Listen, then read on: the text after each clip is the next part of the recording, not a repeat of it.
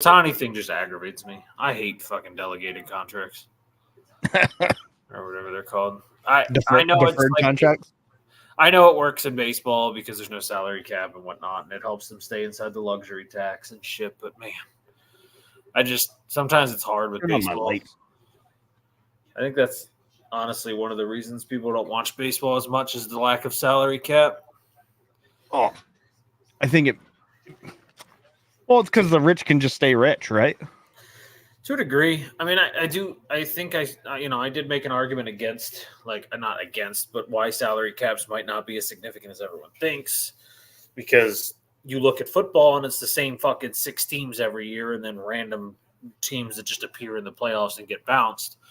Or at least in baseball, the last few years, it's been a metric ton of teams. So, yeah, I mean, yeah, there's teams. Hello. There's teams that spend and don't win, right? So I guess that's kind of it. Like, if you're having that happen, then okay. Hello. Hi, Buggy. So I think that's part of it is like in baseball, even though you spend, it doesn't necessarily turn into wins. I mean, look at the Mets. Yeah, and the Yankees this year, and the Red Sox. I mean, all of them were in the top 5 in spending. Well, the Red Sox were 7th, and none of them made the playoffs. Yeah. Have a good night, Darlene. Yes, Get good some night. sleep. I think that's I don't know how to, like, I guess, look at that other than the fact that, like you said, you can spend all the money you want. If the team doesn't have chemistry, you don't win games. Yeah, and part of it's in football. Like, part of it for football, at least, is like you think the salary cap would make it so the league's more balanced, but nowadays with the quarterback being the most like important position more than ever before, players want to go play on the team with the better quarterback. They'll take less of a salary. Some players will. To go play with a certain quarterback, and that makes a big difference. In baseball, they just go wherever the money is at this point. Nobody gives a shit about any loyalty to a player. Oh. Well, and I don't think the players have any real loyalty to the teams either. No, none. I mean, Trey Mancini did. He still says he wishes he could be traded back to the Orioles, but I mean, that just, it is what it is. I think there's like a handful of guys out there that would do it. But, I mean, at the end of the day, what has Trout's loyalty to the Angels gotten him? Nothing but money. That's it. Yeah. They'll never get anything but money. I don't think they're trading him. Oh, God, no. And I don't really know too many people who would. Think they are. I don't know who many people would take him at that price with those injuries. I think teams that would love to get some fans in, and I could see the Orioles doing it because you would solidify a spot when he's healthy. You would get fans in the seats. You'd be able to raise some ticket prices a little bit. Like, I could see that being the move, and you'd be like, and the GM would have an easy sell of, oh, we're actually putting effort in this time. But Peter Angelos is the cheapest owner in baseball. I mean, people say, oh, the Orioles just don't have the money. That's why they're always at the bottom of spending. If you actually look at the ownership and who price-wise and what they're worth, Peter Angelos is the 8th richest owner in baseball, and we spend the 30th amount of money. Yeah. So, no, we're not. It's not that we don't have the money. He doesn't want to spend it. He's a fucking successful lawyer. He's the lead lawyer in asbestos cases. Like, he was. He's now like 97. But I don't know. There was reports that some rich billionaire from New York worth like $3.8 billion or something wanted to come buy the Orioles last week, and was going to be in talks to buy the Orioles. But Angelos' son reported to the mayor of Baltimore that he's not selling the team. So I don't know. There's a lot of rumors around what's going on with that. But I don't know. I keep hoping it'll be sold. Angelos has driven this team so far down into the ground. Fucking Mike Messina wanted out, for fuck's sake. Yeah, well, and then you got teams like my Dodgers who are just like, oh, we'll spend uncontrollably. Yeah, well, there's reports that the Orioles aren't looking to extend Rutschman. They're looking to extend Gunnar Henderson, but Rutschman's apparently not on the list as of right now, and I'm mindful by that. They think he's going to want too much money. Have no idea. He's the best catcher we've seen since Joe Mauer, and we're like, it's fine. I was going to say he's like the best catcher in baseball. What do you mean he's going to command too much money? He's going to command what the best catcher in baseball commands. Yep. But no, they'll probably trade him for prospects 2 years from now. Probably. That's what they tend to do. Yep. They said they want to try and expand Gunnar, and for some reason, they already want to give Jackson Holliday a contract. See, like, that's just backward-ass logic to me. They want to pay him before he knows his actual worth. Like, if you look at the teams that have been getting those deals out of players, the players have been there a while. Sometimes the player just wants to stay. Yeah, Atlanta. Yeah, who wouldn't want to play for Atlanta? Yeah. you know, Atlanta's going to be competing, right? Like, unfortunately, like you said, going back to the Ohtani deal, it allows the Dodgers to go and spend more money. No, they're going to go get somebody big. Now, when you sent me a message about the kid from Japan, he's not even the one I want, but I don't think the one I want is coming this year. The 19-year-old. I think he's staying for another year or two in Japan because he's not on the list. But Yamamoto, or I think that's his name. Yeah, so the one we were talking about was Yoshinobu Yamamoto, I believe is his name. Yeah, him. Yep. He's coming. I know he's coming over. Obviously he played. You got to see him play in the World Baseball Classic. Yeah. I think the other one. I'm not just sticking with pitch. There's the Shota Sasaki. No, Imanaga. No, I know. I was talking about Roki Sasaki. He's Roki. Yeah, I don't think he's eligible to come yet. I don't know how their eligibility works. He's 20. I don't know when that works for them. Because I know, like, Yamamoto's, I want to say 20. He's 24. Yeah. Yeah, he's on the list. I think they have, like, there's a certain amount of time before they can come over. Yeah, but Sasaki's the one I really want. But Yamamoto, from what I understand, is people are saying the final 5 teams, because there's 5, are the Dodgers, the Yankees, the Blue Jays. I don't know why the Blue Jays. The Braves and the Mariners are the final 5. And I've heard rumors that the Padres are interested, but I don't think he's going to go there. He says he would prefer to go to a team with a Japanese player. So the Dodgers now are automatically in. Yeah, I think that's kind of why this deal is so wild, because it allows them to have money to sign these guys, and he's going to be a prime selling point to be like, hey, we have your teammate. You know what I mean? Yeah, we have Ohtani. We're automatically a top team. We have one of the best pitchers in baseball, one of the best hitters in baseball, and the same player. Okay. And he's your teammate. So Sasaki's 22. Per MLB posting rules, players must be at least 25 and have at least 6 pro seasons under their belt in order to receive anything more than a minor league contract. So Yamamoto turns 25, I assume, before the next season for that to work. They are allowed to ask for consideration for early posting. And Roki Sasaki has asked his club, the Chiba Lot Marines, to make him available via posting this winter. The Nippon professional baseball teams have until December 15th to post players for possible moves to the league.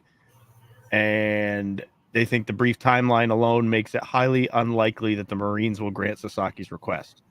Oh, and Yamamoto turned 25 in August. So yeah. I didn't see that. But I would be awesome if Sasaki came. You have no idea how happy I would be. I don't even care. As long as he's not a Yankee, I wouldn't give a shit where. That dude's arm talent is disgusting. Yeah. And I would have so much fun just watching him. Like I said, as long as he's not a Yankee, I'd be willing to watch him play.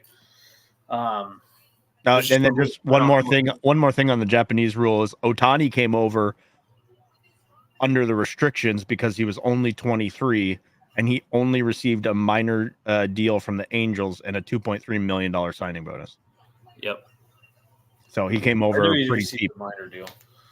But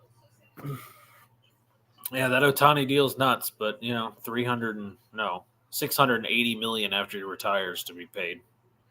Yeah, like I said, 10 years is up. Necessarily not a retirement, but I assume by then he'll be 38. So I assume he'll retire.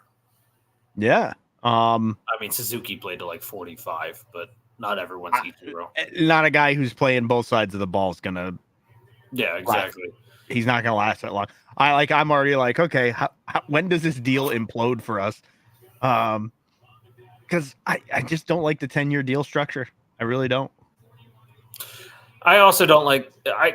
As an Orioles fan, I despise deferred contracts because, you guys have a good owner, right? You have Todd Bowie, so you have a good owner who's going to do the right things. He's going to make sure you guys continue to be relevant. But Angelos has been quoted saying one of the reasons he doesn't pay is because he still has to pay people like Chris Davis, and I'm like, you did that. Well, the Dodgers owner is actually Mark Walter, but it's actually like the whatever Guggenheim. I was gonna say I know Bowie's part of it. I don't know. Marketing, but so Mark Walter's like 2.9 billion, but when you put all the assets of the people that are in ownership, it's like 300 billion. Yeah, because Bowie's, I know he's part of it, and he's spending all the money he can at Chelsea, so I figured he'd just do it again in the Dodgers. But we're still paying Chris Davis till 2033, by the way, so still another decade of this. Oh, so very similar to Bobby Bonilla Day. And that's now what it is. Like, everyone's like, oh, Bobby Bonilla Day finally ends this coming year. And I'm like, yes, but Chris Davis has 9 years ahead of him after this year. So, yeah, there's always going to be a Bobby Bonilla Day. Just the name's going to change. Yeah. So, sucks ass that it's Chris Davis. What's going on? What do you think? Do you think maybe at the end of the 10 years, the Dodgers just offer him into the ownership group? I mean, you could. You know what I mean? 50. Oh, yeah. For real. Well, the crazy thing is, Tesco, they're only paying him $2 million a year for the first 10 years. And I just read that tickets for opening day are I think I saw $600 and they're standing room only. Yeah. Already. So, remember, the Dodgers had one of the highest attendance rates already. Yeah, I know. Well, yeah, because who doesn't want to go to that stadium? Oh, sitting in those fucking bleachers is the best, bro. That's the best place to sit, out in center field with all the drunks. Oh, so much. Oh, that's what they said. They said because of the deferred money, his contract, in today's money value, would only be about $450 million. He's only going to be $46 million against the cap for the years he's playing. Yeah, but anyway. I'm excited to see what Ohtani does at the Dodgers, to be honest. It's a bigger stadium, so I'm curious. But it also helps his pitching get even better. That was the one thing he fell victim of. I mean, he fell victim of the fact that he gave up long balls. So it's harder to give up long balls with the Dodgers. And think about the run support he's going to get with the Dodgers. No, I know. Well, I texted you yesterday. Him and Mookie's contracts alone are more higher value than the franchise value of the Miami Marlins. Yeah, that's fucking nuts. And the Marlins are valued exactly $1 billion, and Betts and Ohtani contracts combined is like $1.03 billion. And I was like, that's freaking insane. Yep. And the Marlins aren't a bad franchise. I mean, they've already won a World Series. They've only been in the league for a little while. They're a playoff team. They're just valued that way because they get no attendance. And they have zero, and they spent all that money on that stadium. Yeah. I mean, that stadium was asinine to build. But they did it. Granted, they started the building when they had Giancarlo and Jose Fernandez, and they saw a bright future. I feel like if you got the right owner type management, it would be, and started to get players, it would be pretty easy to sell guys on being in Miami. Yeah, I mean, you got Messi down there now. You got the Dolphins with Tyreek Hill and Tua. It's becoming a really big, come watch sports down here because it's becoming a thing. But baseball, they, like you said, they got to get the right owner, right management, right marketing, and they got to get a player people want to come be with. They almost need what's his name from the Reds, Dela Cruz. They need a player like that in Miami to like set the tone. Make it like if I was going to a Miami game, I'd want it to be like neon fucking, Miami, like a Miami night on the town when you go to a baseball game. Well, Packers game's on ABC if you're curious, not ESPN. ESPN's the blowout game. It's going to be worse than Sunday Night Football. I don't know if that's possible, but that was pretty. Sunday Night Football was pretty fucking bad. I'm not gonna lie. I don't know what Eagles fans did last night because a lot of them were very silent on Facebook, which is odd for Eagles fans. But I mean, what are you gonna say? Oh, okay. Well, if you have ESPN Plus, that's fine. But if you use my YouTube TV that I've sent you, you can just watch it on ABC. But anyway, either way, whatever way you're watching it, watch it. Anyway. I don't know what happened with Eagles fans last night. I don't know if they turned it off at half or what, because they were, like I said, they were deadly silent last night. But I kept having faith. I was like, they're going to do it. They're going to make a comeback. And then in the fourth quarter, when the issues with their defense just became glaring. When the one that's not A.J. Brown, because I can't think of his name, Devontae Smith, when he fumbled, I just turned it off and went to bed. I was like, that's it. That's where I'm done. That play right there, I'm done. I got way too drunk and scrolled TikTok. Sounds about right for Eagles fans. Yeah. All right. So we got a lot of football. We did talk about Ohtani's deal. I meant to mention this. And I don't know who's in charge of recruiting. I really wish I could get hired to be in charge of recruiting for the Wisconsin Badgers. Because this is probably the most underrated thing I've heard about the Badgers, besides the fact that they've had someone drafted in the top 2 rounds every year for the past decade. I heard it, and then I had to look it up to fact check it because I don't believe things I read online on their own. They have the 3rd longest consecutive bowl streak in college football to this day. 22 consecutive years in a bowl game for the Wisconsin Badgers. Only behind Georgia. And I don't remember who the other one was, but I believe it was Florida, but I cannot remember who the other one was. But it was Georgia and somebody. Georgia, Oklahoma, Wisconsin. There you go, Oklahoma. There you go. I was like, you guys should recruit that crap. Like, put that in your recruiting. Stop getting these 3-star and 2-star. Go get somebody. But yeah, I don't know. Wisconsin's a tough sell in the winter, man. I know, and it's not freaking, I don't know. It's not, it's not Ohio State's campus. I've actually been to Madison. I think the campus at Wisconsin is beautiful. I'm not taking away from it. But when you look at Ohio State and Michigan, what they do for their football players and what their athletic facilities look like, and you look at Wisconsin's, it's just not the same.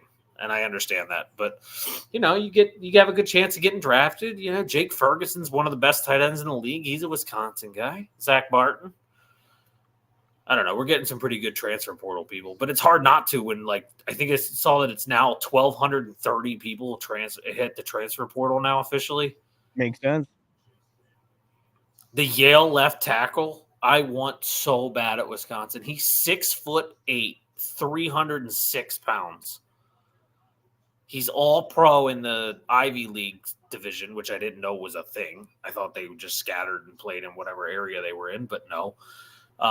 And he hit the transfer portal, and I'm like, 6'8". He reminds me of Jonathan Ogden. I haven't watched him play, but 6'8" is asinine. I was like, that would be awesome to have at left tackle.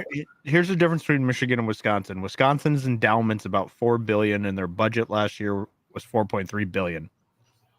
The endowment at Michigan is $12.5 billion. Yeah, see, it's what you play against, and it's just that's exactly what you play against in college. Is the rich just get richer because they can draw, the students, and we should realign the conferences and put LSU in Alabama, 2021 because of football. The endowment grew by $4.7 billion for Michigan. That's fucking nuts. That was literally the Jim Harbaugh signing. Yeah. I mean, the dude is a legend. And he's going to be coaching somebody in the NFL next year. I think he leaves. 1,000,000%. He's coming to the NFL next season. 100%. I don't have a doubt in my mind about that one. I just wonder what's going to be open for him because there could be some juicy teams that would really want him. When we go through our picks today, there's a couple I have to talk about. I am shocked by a couple of names not being said today. But anyway, let's get to it. We already talked about Thursday Night Football yesterday. There's no reason to go back into it. Actually, there is one thing I didn't know before yesterday's game, or before we talked about it yesterday.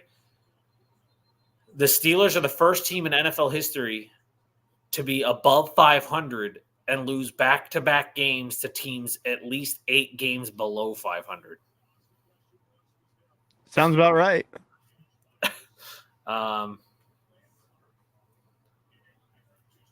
Look how out and screwed over. He didn't screw over the Niners. They made a Super Bowl with him. They made 3 NFC title games with him. He took a guy like Colin Kaepernick, whose numbers, if you look at him statistically, are not good. He took them to he elevated Colin Kaepernick, and when he left, the Niners were only bad for 2 years, and then they were right back in the picture. I don't think he did anything wrong. He's a very hard-headed human being, which is hard when it's your head coach, but Sean Payton's a hard-headed coach, and people idolize him. Sean Payton had a defensive coordinator on his roster paying people to fucking try and end people's careers. Bill Belichick.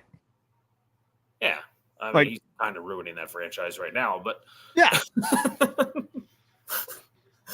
When you suck the devil's wiener for so long, I guess, it comes back to bite somebody, and the Patriots are now feeling it. Listen, it wasn't the devil.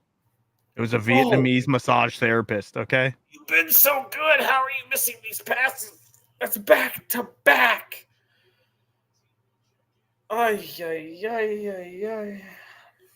Is Jair playing today? I don't know.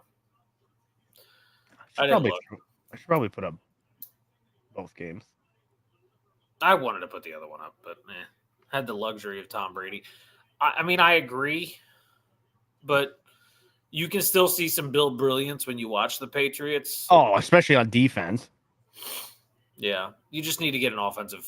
I don't know. They need to actually draft offensive pieces. Bill needs to stop going, all right, let's make this defense so unbeatable. That only our own offense can beat us. Right? That defense is broken, but there's no help on the other side of the ball. The amount of guys they have hurt and they're still that type of defense is insane.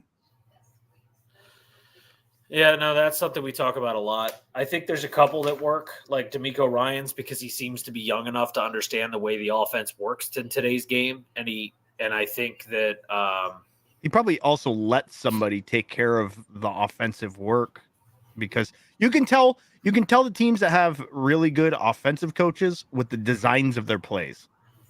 Yeah, you can tell. Look at the Rams right now.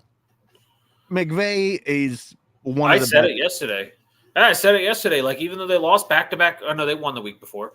But even with that loss yesterday, they put up 38, 39 against the Baltimore Browns defense, and then 31 yesterday against the Baltimore defense. You're fine. Their offense is smooth as can be. I would not want to see them if they make the playoffs. I'll tell you that. I know. I said that yesterday too. I wouldn't want to touch them in the playoffs. I really hope they get in. No offense to Minnesota, but I really hope they take Minnesota's spot. We'll get there about Minnesota. I mean, I don't know. Well, I have a lot of things to say about that game. A whole lot. All right. Anyway.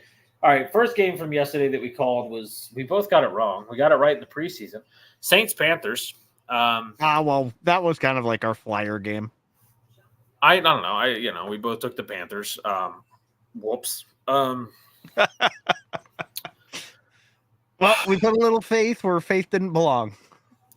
And people said I was stupid for saying it, but why not? At this point, why continue to let Bryce's confidence hit zero? The kid looks – I don't even know who was commentating the game yesterday, but they even said it during the game. He looks uncomfortable. He's constantly bouncing on his toes to make throws. He doesn't ever set and plant. He seems to be uncomfortable.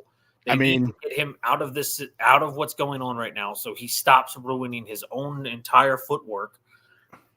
It is ugly. I mean, the kid was less than he was like a 45% at best yesterday. Yeah. That was disgusting. the Panthers are so bad right now, and it's not all on him. Like, it's not. No, I mean he's got really no protection. Like you're just seeing no true weapons. Like the run game is okay. Like it's good. Like it's not bad. But Thielen, Shark, Mingo, like good lord, they just have behind a terrible that staff might rival the Patriots wide receiver room. You know what I mean? Yeah, and it's behind look a at where terrible those offensive line. Look at where those teams are. The bottom of the league. You look, we can say it's a quarterback league, and it is, but you still need good receivers. Mahomes is a living example of it. You at least need one good receiver.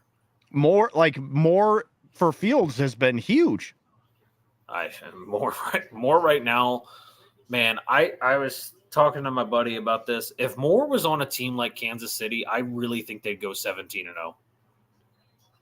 I mean that just that play on the free play they got, right? Like that's all you need to know. That's him. Yeah. Imagine him with an actual good quarterback. Yeah, I mean, like I've said before, Fields isn't bad. He's starting to really grow on me, but he is not elite yet or great yet. He's just good-ish. He's just slightly above average. Give Moore one of the top 5 guys. Josh Allen, Patrick Mahomes, Lamar, Joe Burrow. I mean, yeah, that would be outrageous. Jake Browning. I'm not going to stop. Okay, Nick Wright. I'm not going to stop. I said it in Dylan and Durf's league last night. I said right now I think Jake Browning in 2 weeks might beat Pat Mahomes. Listen, anything's possible in this league. Zach Wilson just beat CJ Stroud badly. Yeah, bad. That was a bad game. But anyway, I don't have much to say about Panthers Saints. I really was just disappointed by the Panthers. I really thought this was the game they might come out and sneak one out. Yeah, I don't think they win one. I don't know if they win one down the stretch. I honestly don't. Yeah. Derek Carr still looks below average for what they're paying him, especially. It kind of sucks for them. But A.T. Perry's starting to really become their best receiver, which is weird. Chris Olave's still their best, obviously. Like, I'm not going to take that away. And, Dad, we'll talk about the Ravens when we get to them because there's a lot to say about what I watched yesterday with that game. But, like, the Saints, man, their issue, they're having an identity crisis at quarterback. Yeah, it's. Oh, by the way, that rookie Carrington Valentine that's been playing in place of Jair has the lowest passer rating allowed in the NFL, behind only Jalen Ramsey right now. Except for he just got a pass interference against him. But, you know. Saints' offensive line is horribly gross. It's no wonder Derek Carr yells at them. I don't think their line is a problem. He only got sacked once yesterday. I mean, it's not terrible. Now they had 100 yards rushing. Derek Carr only got sacked once. I don't know where they're at in the rankings. Derek Carr yells at his receivers because he's a child. But Carr's also, his performances have just not been good. No, he misses wide open receivers. He literally just misses. He throws dumb interceptions that make no sense. And he's not doing what he used to do when he was in Vegas. He used to bring the ball down and run. He's not doing that at all anymore. I think he's been too banged up to do it. Probably. I mean, Derek Carr was 18 of 26 for 119, 2 TDs and 1 interception. Like Bryce Young had more yards than he did. Let's see. As of week 12, I know it's 2 weeks old. These are the offensive line rankings. Saints aren't in the top half, so yeah, maybe they are worse than I thought. I mean, they did play Carolina yesterday, so there's a good chance he just couldn't fucking get sacks because it's Carolina. They're not pretty. But anyway, Panthers Saints is what it was. The Saints are now somehow tied at the top of the division. That's another subject. Amazing. All 3 teams in the AFC South that aren't the Panthers are 6-7, while every team in the AFC North or NFC South, every team in the AFC North is 7 wins or more. But anyway, the Saints get the Giants next week. I don't know how that. I don't know. I'll have to watch Tommy DeVito tonight to know how I feel about that one. Tommy Cutlets. Man, Tua's good. throwing his receivers into danger tonight. That's 2 over the middle that have got his guys decapitated. The Giants are doing all right now. Oh, they're punting. But, I mean, they were doing what you need to do against the Packers. Just run the ball. You'll walk right down the field. Yeah. And Carolina at 1-12. We already said it. You said it. Where can you see the Giant receivers suck tonight? At least so far, is it that cold out? No, it's not that cold out. And I don't know. I mean, I know there's been one drop, and then that was just overthrown. But that's what you're going to get out of Tommy DeVito. He just flat out overthrew him by 5 yards. I mean, the best play the Giants did was give KC that wide receiver they got. Right. And they also need to go get – I mean, they need to get Jalen Hyatt in the game, and I believe he is the one who had the drop, but they need to get Jalen Hyatt in the game. But the Giants receivers are just like the Packers. Minus Sterling Shepard, the rest of them are really young, so they're going to make mistakes. The Giants are a very young offensive team, so they're going to make dumb mistakes. And he also has the worst offensive line, so he has no time to set and throw. Yeah. Well, not the worst. The Jets have the worst, even though that wasn't exposed that badly yesterday. Anyway, the Panthers, 1-12. They go visit Atlanta. No, they host Atlanta next week. By the way, they are definitely not winning another game this year.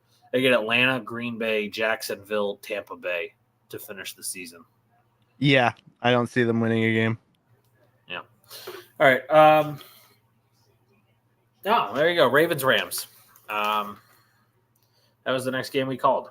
Rams lose 37-31 in overtime off a walk-off punt return.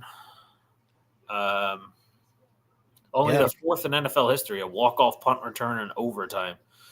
It was pretty filthy. Yeah, it was really good by Tylan Wallace, and he's the backup. Stafford was brilliant, just dissected the Ravens defense. Really, it wasn't much to dissect. The objective was throw to Marlon Humphrey because he is just letting his defense down every single snap.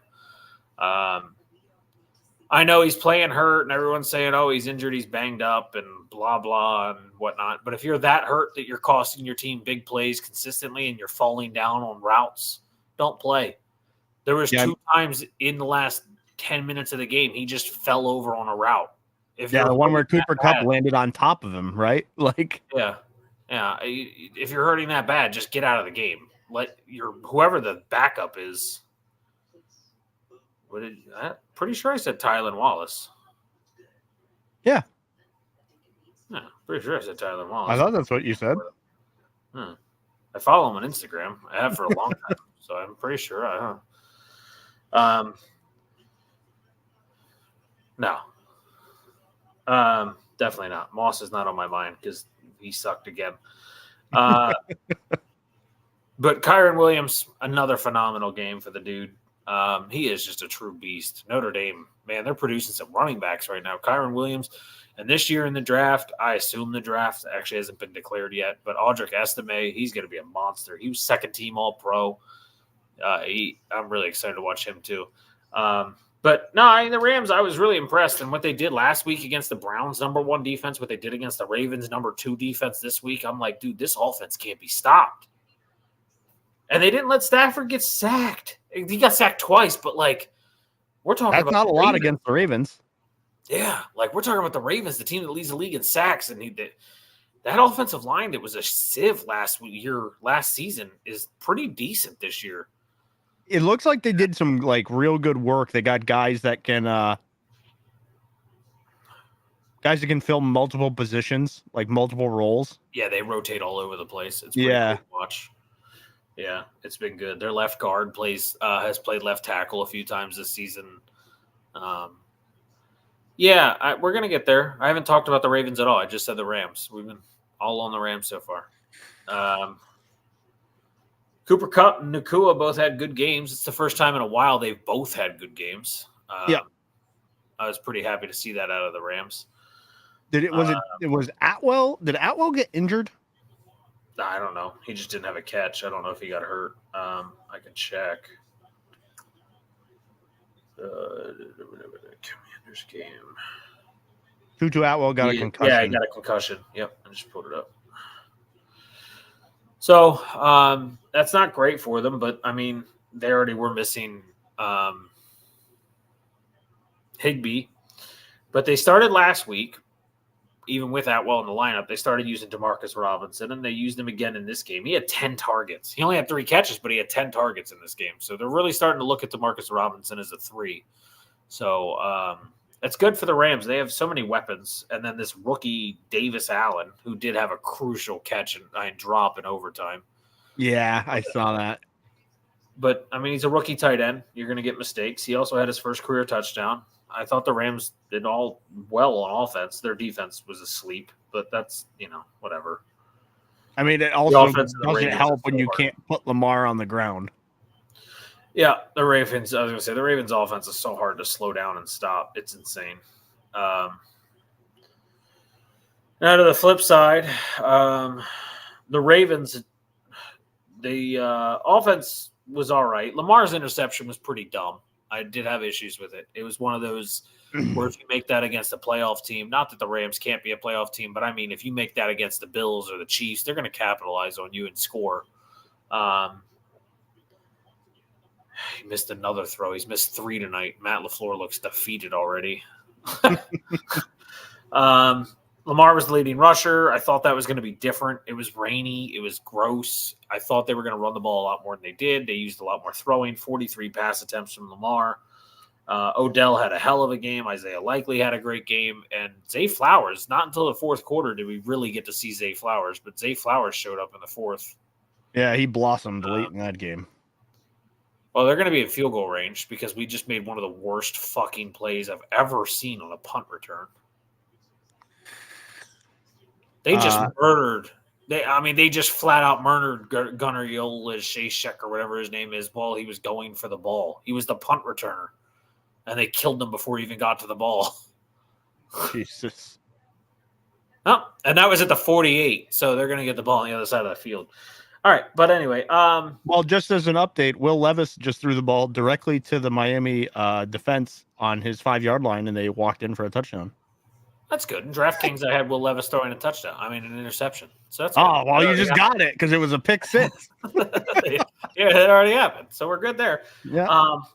But anyway, one last thing about the Rams. I don't know if they've done anything yet, but they signed Mason Crosby, stayed on the roster, wasn't even inactive, stayed on the roster.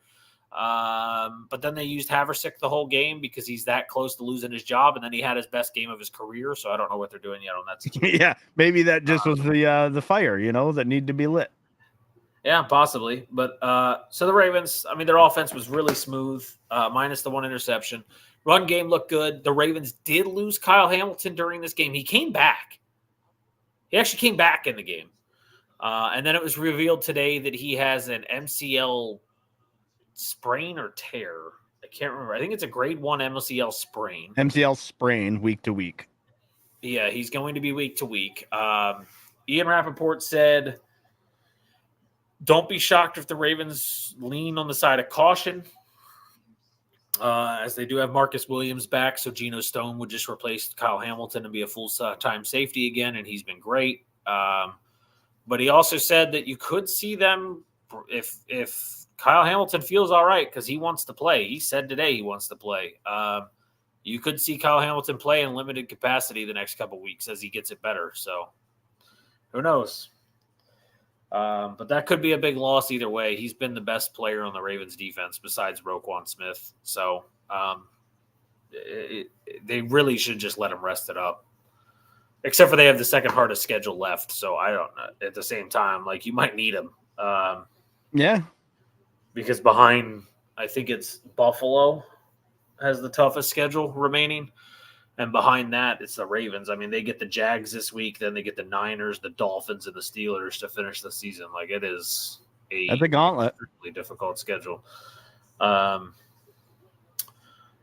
I'm excited to see what the Ravens do here at 10-3. I really was shocked they let the Rams be this good with them. I said it.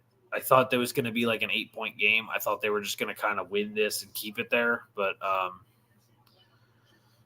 it is what it is. The Baltimore Ravens tend to sometimes let teams play them way closer than they should. But especially in the second half. Yep, terrible second half team. But 37-31 win is a good win no matter what, especially against the Rams, who just beat your division rival Browns last week pretty handily. So, yeah. The Ravens move on, go play Jacksonville next week, which we'll get to how I feel about the Jags at this point. And the Rams, they get the Commanders. So they get to go home, and they should get back on the right foot and potentially get right back into that playoff picture. So good for them. I really hope I do get to see it. I would love to see that offense in the playoffs because it's so hard to stop. Even the Cowboys, their Cowboys defense is good, but I don't know how you stop all those weapons. Yeah. It would be a good matchup. But all right. Bengals, Colts. We both got it right. Preseason end yesterday. 34-14, Cincinnati with Jake Browning continue to win. The dude looks unbelievable. His pick six was it was a bad throw. It wasn't anyone's fault but his. But besides that, he was mistake free. He looked smooth. He got hurt in the game, but AJ McCarron just came in and I think kneeled on it. I don't even know what happened. Yeah, it looked like he was holding his thumb at one point. Yeah.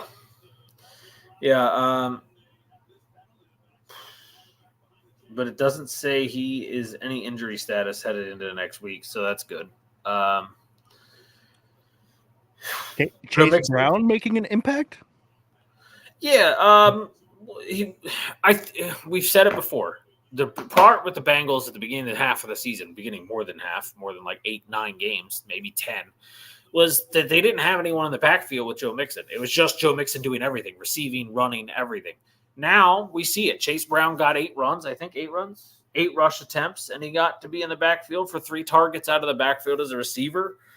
They started to say, hey, let's get another guy and do what we've been doing in the past 3 years with Samaje Perine. Now they got somebody that they might be able to trust. He's a rookie, but you know what? He had a good game. He had a really good game. So maybe they finally let this happen, and the Bengals use 2 running backs like they should. Jake Browning is good enough, I think, to help this team bounce into a playoff spot. I think they will remove the Steelers. I think we'll see 3 AFC North teams in the playoffs. They certainly can make a run. The way they look, I don't think it's far-fetched for them to get in. No, and they did it, and they did this against the Colts. And I know everyone's like, oh, it's just the Colts with Gardner Minshew. Hey, they're 7-6. They're not a team to shake your head at. They beat teams like the Baltimore Ravens this season. So, clearly the Colts are something that can compete with teams. And they did this in this game without Jamar Chase doing anything. Jamar Chase was irrelevant in this game. Yeah. Is that a miss? Is it still 0-0? Oh, beautiful. Gave him field goal position and everything, and they miss.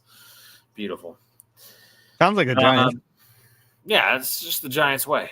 They honestly just want to get a quarterback, so they got to make sure they don't win this. Go get Drake May, let him sit for a year, suffer through Daniel Jones one more season, and then take that out in his contract. But anyway, the Colts, I don't know. That was not they had no run game. Yeah, I think that was their biggest problem. Yeah, the reason Gardner's been so successful and this offense has been so potent is because they've been able to run the ball and throw the ball, and it's been hard to game plan. But, man, Zach Moss couldn't do shit yesterday. And everyone's talking about it. He said it during the week on Twitter. He said it during the week in an interview. He's trying to get to 1,000 yards. His mind's on it. And I'm like, you're focusing too much, dude. Just play the way you've been playing. You're at 751 yards. Just play the way you're playing, and you'll get there. Don't make your focus on I need to get these yards. I don't know. Feel bad for the Colts because I thought they were going to be a little more competitive in this game, and they were not. Yeah, Minshew wasn't bad. I just think they just didn't have a good game plan. Yeah, he was just Baker. He was literally like Baker. He just did what he did. Yeah, 1 TD, 1 interception, 240 yards. Exactly 66% completions, Yep. And the consistency stays consistent. Zaire Franklin was still the monster on the defense, and the Colts just lose a game. It's all right. Look, the whole AFC South is going to lose a game this weekend. All the other 3 already lost, and the Titans are the 4th, waiting to lose. So they're all – the whole South's going to lose, and they're fine. They're just going to be right where they were last week. So, and the Steelers losing helped them as well. So they're fine. This loss is not a big, bad loss. It's in Cincinnati. It was bad weather. Cincinnati has an energy around them right now, belief, because everybody's really excited about Jake Browning right now. The whole city is like all electric behind this kid. And I'm like, man, once he has a bad game, it is going to crash. Yeah. But the energy's high in Cincinnati right now, and they're going to keep winning games until that comes apart. They host the Vikings this weekend on Saturday. So me and Dot have to make 4 picks today. We have to do Saturday, all 3 Saturday games, and Thursday night. That's true. I forget about the Saturday triple header, right? There's 3 games. Yeah, and they're all really bad. Yeah. Bijan going insane this week or what? He went off, but I feel bad for him because Desmond Ridder doesn't know what going off is. Well, I don't know. I have a hard time with dumbasses coach. I can't blame anybody but Arthur Smith. That's one of those teams I look at and I go, one of the easiest jobs in football. With all that talent around you, easiest jobs in football, and you do it wrong. The Colts host the Steelers Saturday as well. Oh, Jesus Christ. Trubisky versus Gardner Minshew. I don't know. We'll talk about it later because I have no idea as of right now. But, all right, our next game we said was Jags-Browns. The Joe Flacco-led Browns, man. 31-27. Kiwi. It's a Flacco renaissance. I mean, Myles Garrett called him a goat yesterday. Now, me and my dad did talk about his pick. My dad, being a lifelong Ravens fan, is very used to Joe Flacco picks. I mean, he literally threw it to the dead center of the chest plate of the cornerback. That was a very Joe Flacco interception. It made me laugh. But other than that, he was brilliant. He was literally freaking incredible. It was weird. Yeah, like watching that game, I was like, how did you have competition between Dorian Thompson-Robinson? The guy hasn't thrown for 200 yards yet. Joe Flacco throws for 300 with ease. Like, it's not hard for him. Well, and he's throwing like moon balls too. Like he still has that crazy arm he's always had. It's nuts. Yeah, it's insane. But I guess when you're 6'6", you can just have that leverage angle. Well, it was funny because somebody even said that. They go, Flacco comes off the couch. He's playing for them, and they keep designating him back to the practice squad so other teams can sign him. And he basically told them, I have no interest in going anywhere else. So, like, he just wants to do this and be done. Like, I think he's just, hey, this is why I'm here. Yeah. Hey, have some fun. Make a playoff run, potentially. Even if he doesn't win, get to the Super Bowl, which he probably won't. But the AFC is wide open. Could you imagine if they go to a fucking Super Bowl with Joe Flacco at the helm and they have a $240 million paperweight sitting in the stands? Imagine if that paperweight comes back next year and they go like 6-11. Be calling Joe back up. Be like, here, you give him your money.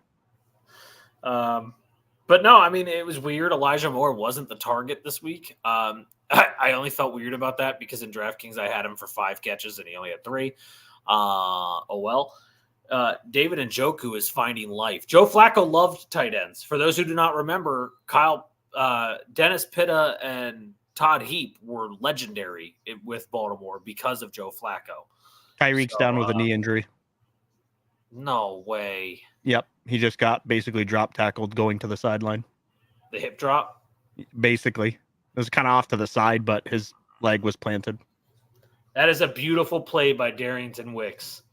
That is a first down, sir. Oh, it might be an ankle. It looked like the ankle got twisted underneath, but he's grabbing his knee. That is a first down. Darrington Wicks. The reason he's better is years of experience. I mean, yes, but no. I mean, the reason he's doing well right now is he's behind a great offensive line. The Browns have had a top 10 offensive line for like 8 consecutive years. Wow. Okay. So he was literally walking off on his own volition, told his guys to get their ass back on the field. You could read his lips saying, I'll be back. And he just took off running to the sideline. I think he's fine. He's also got Elijah Moore, David Njoku, Amari Cooper. That helps a lot. He's got a good run game in Jerome Ford and Kareem Hunt. He just feels comfortable. And I also don't think he feels the pressure of, like, if anything goes wrong, what's the worst that's going to happen? He's in no different a situation than Zach Wilson, right? Like if he plays bad, what are they going to do? Exactly. Like I feel he just feels no pressure right now. So I think he's and just sometimes that's the best. You can just let a guy like him with that cannon of an arm just let it fly. Go ahead. And he just looks like he's having fun too, which I love. Like when he threw that touchdown yesterday to David Njoku, watching him run down the field and celebrate with that big smile on his face, doing his fist pump, and you got Kevin Stefanski on the sideline chasing him down the field doing his fist pump. I was like, that is freaking awesome. It was so cool to see that positive energy. It was so cool. I loved what I saw. But anyway, on the other side of the ball, there's a lot to talk about. The Jags suck ass.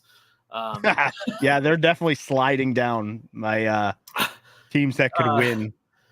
I don't know if it was the ankle. I don't know if it's the Browns defense, but 3 picks from Trevor Lawrence. Holy crap. Travis Etienne has stopped running the football well the past few weeks. that was also glaring. Evan Engram came to life, but I just don't know. I don't know. I keep having red flags about this team. The defense at the beginning of the year was really good. They're starting to get exposed. Trevor Lawrence is playing hobbled. Travis Etienne is for a couple weeks now not looked good. I'm out. I used to say they're a team I wouldn't want to play in the playoffs. I don't have a concern about. They don't scare me anymore. If you guys didn't notice, Dillon just had a heck of a – yeah, I saw A.J. Dillon make that play. But I don't talk about A.J. Dillon because once I compliment him, he stops running for more than 2 yards a carry. So I just pretend he doesn't exist. Quadzilla is amazing. Don't get me wrong. As his nickname has become, Quadzilla is pretty dope. But he's still way better with Aaron Jones in the lineup. And Aaron Jones is out today, even though he said he was going to play yesterday. Yeah, didn't one of the sideline reporters say that too yesterday? Like the girl for NFL Network that does Game Day Morning, Cynthia Freeland. Yes, Aaron Jones is back and said that he was a safe bet for today's game and her betting odds. And I was like, oh, okay. I didn't do anything with it. Never taking that bet again. But okay. Yeah, Jaden Reed just walked one in. Like he literally was emoting on his way to the freaking end zone.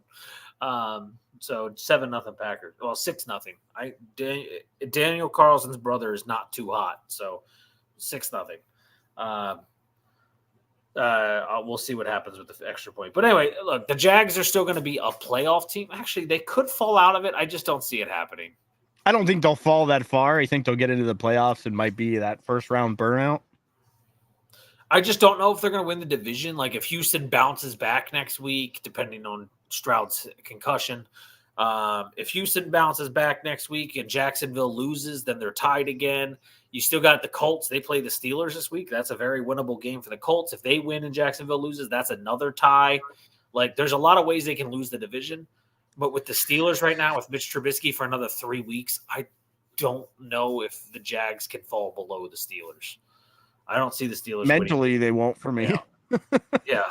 So it just depends on what's his name bouncing back. Trevor Lawrence bouncing back. But anyway, the Jags this weekend get the Ravens, as I said, on Sunday Night Football, prime time, I believe in Jacksonville. So that'll be a good game for the Jags to at least at home. It'll be a good game for all of us because the Ravens tend to play down to their opponents for the most part, and the Jags really have to get this right. They're going to feel the pressure of the division because they play Sunday night, so everybody else have already played. So, and then the Browns host the Bears, and actually a game I'm really excited for. I know no one gives a shit about it, but I do. What I see out of the Bears right now, I'm really excited to see this game. I think they're just an interesting team because of the situation, right? Yeah. Oh, and the news, I didn't know until my Faja told me yesterday. Joe Flacco's been announced a starter for the rest of the season already. Stefanski didn't even wait. He just so good for them to lock that down already instead of freaking being dumb like last week. Remember, we were talking and we were like, oh, maybe if Joe plays next week, they'll be all right. And then we looked and it was already on the practice squad. And I was like, what? But, at least they already said he's the starter of the rest of the season. So I think the Browns are going to win some games and be a real contender. I wouldn't want to play that defense if you, especially I don't care where they play, but most of the AFC teams, it's crazy to me. The NFC has all of the domes. Most of the AFC teams are outdoors. I would not want to play the Browns defense in the winter. Oh, God, no. They're just one of those teams that will basically out physical you. Yeah. So it's the same with the Ravens. I don't want to play them in the winter. No thanks. But all right, Lions Bears. Man, I got this right. I don't know how. Man, the Lions looked awful in this game. Well, Jared Goff, losing record in cold weather games continues. It goes all the way back to college. He is terrible in cold weather games. He has a very bad passer rating. He had another 2-pick game against a bad defense. The run game worked. 21 rush attempts between the two running backs, and they both had 66 rushing yards each. So the run game was going. But eventually, when you're that far down, you can't run the ball anymore. Yeah. No, I thought both running backs looked fine. I appreciate you telling me that, by the way, yesterday. I didn't know. So I do appreciate that information yesterday. But no, I don't know what's going on with the Lions. I know people are like, oh, it's only 2 out of 4. And I'm like, yes, but the Bears game beforehand almost went to overtime. Then they lose to the Packers pretty fashionably. They dominate the Saints in the first quarter and then almost lose to the Saints last week. And then they got their belts handed. 28-13 is no joke. Against the Bears. I mean, the Bears played them tough the last time. Now, here's a great question for you. Who do you trust less? The Jags or the Lions? Less the Jags. Because their offense has still had an identity crisis this season. They still haven't gotten explosive games. Jared Goff gets a dome the rest of the season. Literally their next 4 games are in Detroit against Denver next week. And then it's to New Orleans. No, not to New Orleans. They just played New Orleans. They have 4 dome games. That's all I know. They play the Cowboys at some point in Dallas. But the rest of the season, Jared Goff is in a dome, so no more cold weather, no worry about winter. They have no elements to worry about. Good kicking conditions for Riley Patterson. Everything is favorable for the Lions the rest of the season, except for the Cowboys game in Dallas. That'll be very interesting. Granted, if Jared Goff goes turnoverless in that game, that could be a very high-scoring, very fun game to watch. Yeah, he can't be making the mistakes he's making right now. It's just... Yeah. They've been brutal. Yeah, it's Denver. Sorry. So I got Denver, Minnesota, Dallas, Minnesota. So, I mean, they get to play indoors. And I think not Joe Flacco, Jared Goff's going to benefit for the rest of the season. So I do trust them a little bit more than the Jags. Not a lot, but a little bit. But their defense is so bad. We're going to talk about the worst secondary in the NFL later when we talk about Sunday Night Football, and I mean dead worst. I don't give a shit what the ratings say or rankings say. They are the worst thing I've ever seen. Yeah, they are bad. But Detroit's defense right now is terrible. It's all the way around bad. Everyone keeps talking about how they have potential and whatnot. And I'm like, I don't see any of it. Aiden Hutchinson still is non-existent. He had 1 sack yesterday. It was his lone tackle of the game. It was his lone assisted tackle of the game. He didn't do anything the rest of the game. Against the Bears' pretty bad offensive line. You would expect Aiden Hutchinson to feast. We didn't even see him. Jack Campbell is the only shining star on his defense. And I'll give them credit. Didn't like the draft pick. I really like him now. And I like Jahmyr Gibbs now. I really like what they did with their draft picks. But the Lions have a long way to go. At one point, I thought they were a Super Bowl contender. I think they're one and done in the playoffs. That defense is too bad. Jared Goff is too turnover happy all of a sudden. Just big question marks. Well, as it stands right now, I think they would get the Vikings because they're third. Indeed. Yeah, no, they would indeed. And I don't think they can fall below third if they win the division. No, they can't. I mean, they would have to have a losing record. So no, you're right. But third could be playing Green Bay. Because if Green Bay wins out, because they have the Giants, the Bucks, the Panthers, and Chicago to finish the season after this Giants game, Green Bay could easily win out with that schedule. And then, Minnesota's the other team. And if Green Bay wins out, they'll be the 6th seed, and they would play the 3. They would play Detroit. That would be the third matchup, and they enter 1-1. So who knows how that game would go? We did beat them in Detroit, but that doesn't mean anything. It really doesn't. I don't guarantee anything with the Packers. I'm watching Jordan Love miss wide open passes today, so I don't know. But if Minnesota does make the playoffs, I don't care who they play. They're losing that game. what I saw yesterday. We'll get to that. Yeah, we're gonna get there. But anyway, on the other side, the Bears have. We talked about it. Me and you texted a long time about this game, about Justin Fields. At least he's not the problem in Chicago. No, he's not. Ownership is terrible. The GM has been pretty rough to watch. Ryan Pace, I think his name is, but like. There is a problem with Chicago if they think he is the problem. They need to get him offensive line terribly, and they need to get him another numbers two. They need to get a number 2 receiver next to DJ Moore, and then just get defense. The rest of the team is fine. The ground game is fine with the pairing of running backs, especially since Fields can get you 100 yards anyway. You got Cole Kmet, you got DJ Moore. Just get the other piece. Let Darnell Mooney be your 3 and get an offensive line to protect your quarterback. And I think they're fine. But I heard reports last night after the game that the Steelers and the Falcons are expected to make calls about trading for Justin Fields in the offseason. Well, the Bears aren't going to get any better if they trade him away and draft another quarterback. They're just going to be the same team. Yeah, nothing against Caleb Williams, but you're not elevating this franchise. This franchise has been a shit show. Yeah. Their leading passer in franchise history is Jay freaking Cutler. Smoking cigs right on the sideline, you know? They're just a bad franchise. So, you just need to they just have so many things they can do to fix it so quick without moving Fields. Trade back. We talked about it yesterday. Trade back a couple spots. Even if you didn't get Marvin Harrison, you get Neighbors. Or Nabbers or whatever his name, and the guy that was the LSU's leading receiver for 1,600. You can get top linemen. Yeah, you can get a top lineman and a top receiver and gain draft capital, and then build more linemen and cornerbacks in that draft. You can, and it would be cheap. The Bears have the most salary cap entry next season. They have the most room, and they can still go cheap. Yeah. And they can get Josh Jacobs. He's a free agent.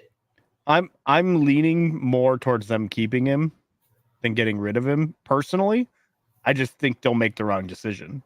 I do too, and I think he's going to go to Atlanta. And I think I don't know if Arthur Smith can do anything with him, but I think he would be great in Atlanta. Got weapons. Defense is already built there. Yeah. Defense is good without Grady Jarrett, and Grady Jarrett's coming back next season. So, my favorite. We'll get there. 7-7. Saquon Barkley touchdown. Like I said, you can hand it to anybody, and they'll run against the Packers. So, anyway, I don't know. I really like what the Bears are. They're 5-8. Nowhere near as bad as I thought they were going to be at this point in the season. They play the Browns next week, though, and I don't know if that's going to go well. And then that's kind of like a prove it game for Justin Fields, right? Yeah, that defense. Yep. Yeah. And the Lions host Saturday Night Football against the Denver Broncos. So, speaking of the team that Justin Fields might play for, it's the next game we picked. Falcons lose 29-25. Hey, listen. When you need a touchdown, you throw it 4 yards short. That's our fucking motto. I didn't understand that. Was that Ritter? Was that the play call? Why?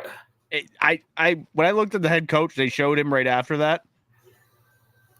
It didn't look like he was too surprised. So no, Arthur Smith didn't look like, what are you doing? He was just like, oh.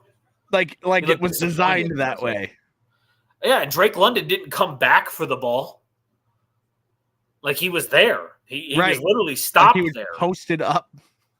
It was like they thought, oh, everyone will go into the end zone expecting the Hail Mary, even though it was from the 35-yard line. I was going to say, it wasn't that long of a throw. No, but I don't know. That was such a dumb play. But Drake London did have 172 yards in this game, so good for him. Hell of a game for him. But the Falcons lose this, and now the division is in favor of the Bucs. I don't know how. Baker Mayfield, though, had his best game of the season, touchdown to interception wise, I guess. 2-0. I don't know. He only threw 140 with literally no Mike Evans. Yeah, he was shut down by what's his name? Was he hurt as well, or no? He played the whole game. Now, Mike Evans did have that almost ridiculous touchdown catch where he put his hand down before he got his second toe tapped. I mean, had he pulled that off, holy shit. But that kid that replaced A.J. Terrell, because A.J. Terrell's still out with that concussion, man, that kid has been playing lights out for 2 weeks now. He played Mike Evans the whole day. He followed him around the field. 1 catch for 11 yards, 6 targets, only 1 catch. Yeah, that's a good day. Like, that is a good day against Mike Evans. Yep. Baker Mayfield, though, under 50% completion percentage again, by 1 pass, but still. 144 yards, 2 touchdowns. Crazy to think that wins, but I'll tell you what. We criticized him all the first half of the season. Rachaad White has brought this offense some type of life. He is he's electric now. He's fast out of the backfield. He's got a quick first step, and he's been great in the receiving game. If the Bucs are going to turn it around and win some games and maybe finish with a winning record and win this division, maybe it has to be Rachaad White doing it and Mike Evans again. But otherwise, this was just what you see. And mind you, Baker, he led a 72-yard drive to take the lead in that game? Yeah, it was the final drive. It was a really impressive drive. Yeah. Hi, Gustav. Hello. And they could have kicked a field goal, but they let Baker go for the touchdown, and he put up an 11-yard touchdown over the shoulder to take the lead. I was impressed by Baker on the final drive, but as weird as it is, Baker's not great throughout a game, but he is so good in clutch moments. He's got that ice in the veins. Like we saw last year in that game where 75 yards. He's everything. Like, he is what they thought, or Brock Purdy is what they thought he would be. Like, he's a gamer. Yeah. Like, apparently, like, guys in the locker room love him. I mean, now that he's not doing commercials and acting like an idiot, he's just focused on the game. I can't imagine he's not a team guy. Like, you see him. He just lowers his shoulder into tackles to get those yards. He doesn't care. Yeah. And even when he's hurt, he gets up. You'll see him wince. You see him limp. He just plays through it. Yeah. I'm like, all right. Like a not-so-good Matt Stafford. Yeah. Yeah. Under 50% completion percentage Matt Stafford. Like that, but he just can't throw the ball as far and is a bit less accurate. But we got him.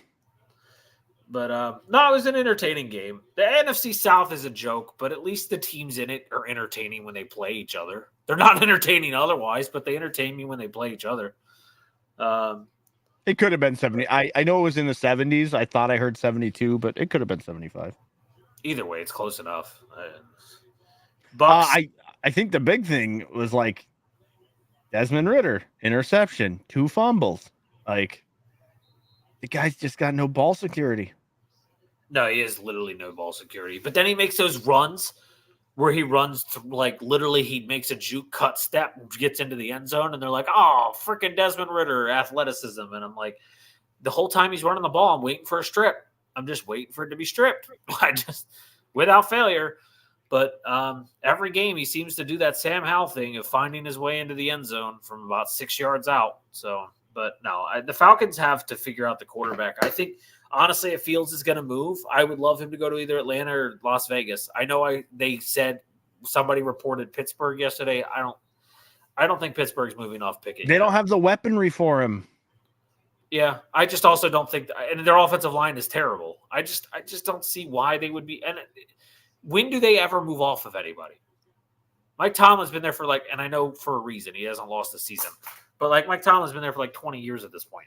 They don't move off people. They kept Ben all the way through his downhill. His downhill was terrible, and they kept it. They kept Matt Canada.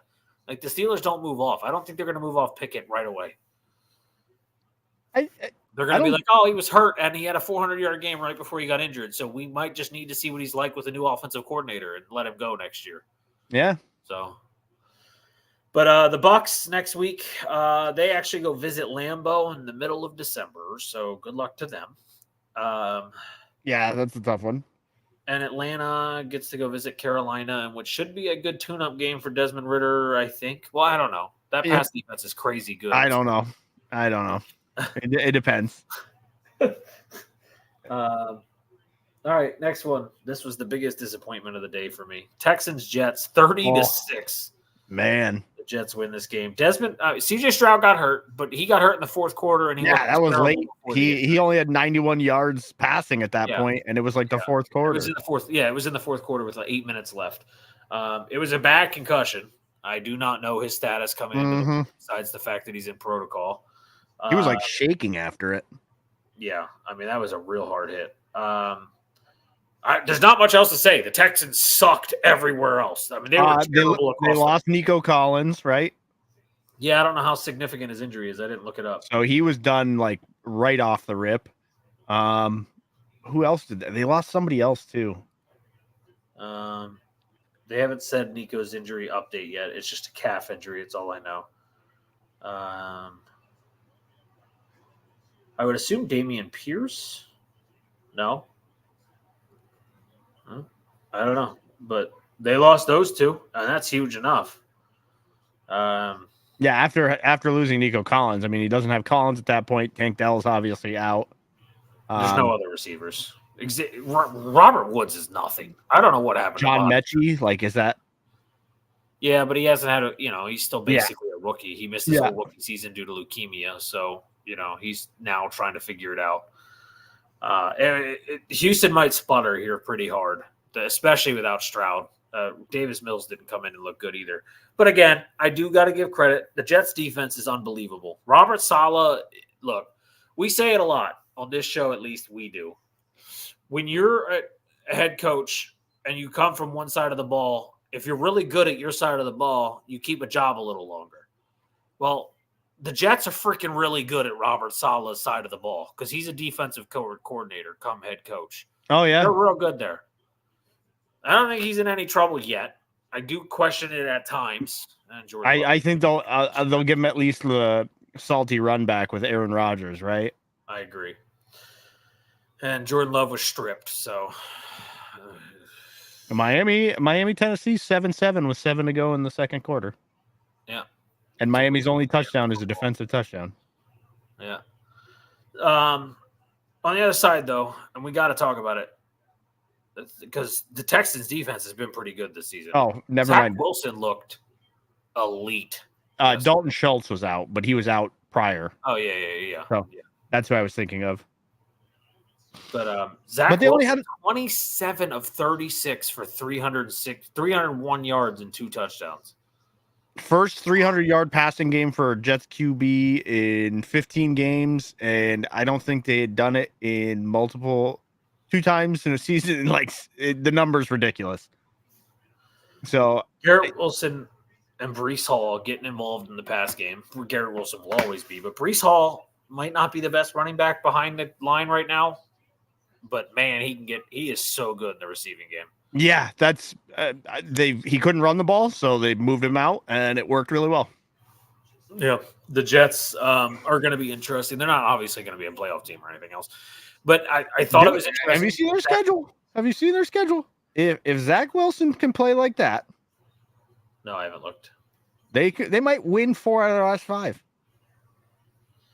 Well, they get Miami, then the Commanders, then the Browns, then the Patriots. So if they can beat the Browns or Miami, that's 4 out of 5. Yeah. I don't know if they're beating the Browns with Zach Wilson. Yeah, it's possible-ish, but I wouldn't say highly likely. But I was really happy to see Zach do well. I was upset it was against the Texans because I love the Texans. And it was in bad weather. I got to give Zach even more credit. It was in shit weather. Well, even his own team goes out. He literally in the locker room told the teammate, like, DJ Reed, yeah. He was just like, what do I have to lose? What are they going to do? Bench me for a third time? Yeah. Like, so he kind of went out there with no pressure. And they need to let him just go out and throw the ball. That's what they did in this game. They just said, go ahead and throw it. I think that Hackett might be a limiting factor sometimes for him. He's a very protective, cautious coordinator. Right. Like, he's just, and in this situation, Zach just wants to let it fly. Like, let me show you what I'm actually talented at. Because what you have me doing, I'm not any good at. Yeah. No, I was really impressed. What flavor is that one? It's the green apple warhead flavor. I had that one the other day. It's delicious. It is. It's wonderful. But it also, because it's sour, I can slow drink it, unlike other ones where it's really freaking flavorful, and I'm like, ooh, give me it. Like, let me pound it. Slow drink, and it can last a while, so I love it. But No, I mean, look, good for the Jets. I hope they get it right. It would be cool to see them start doing a little bit better.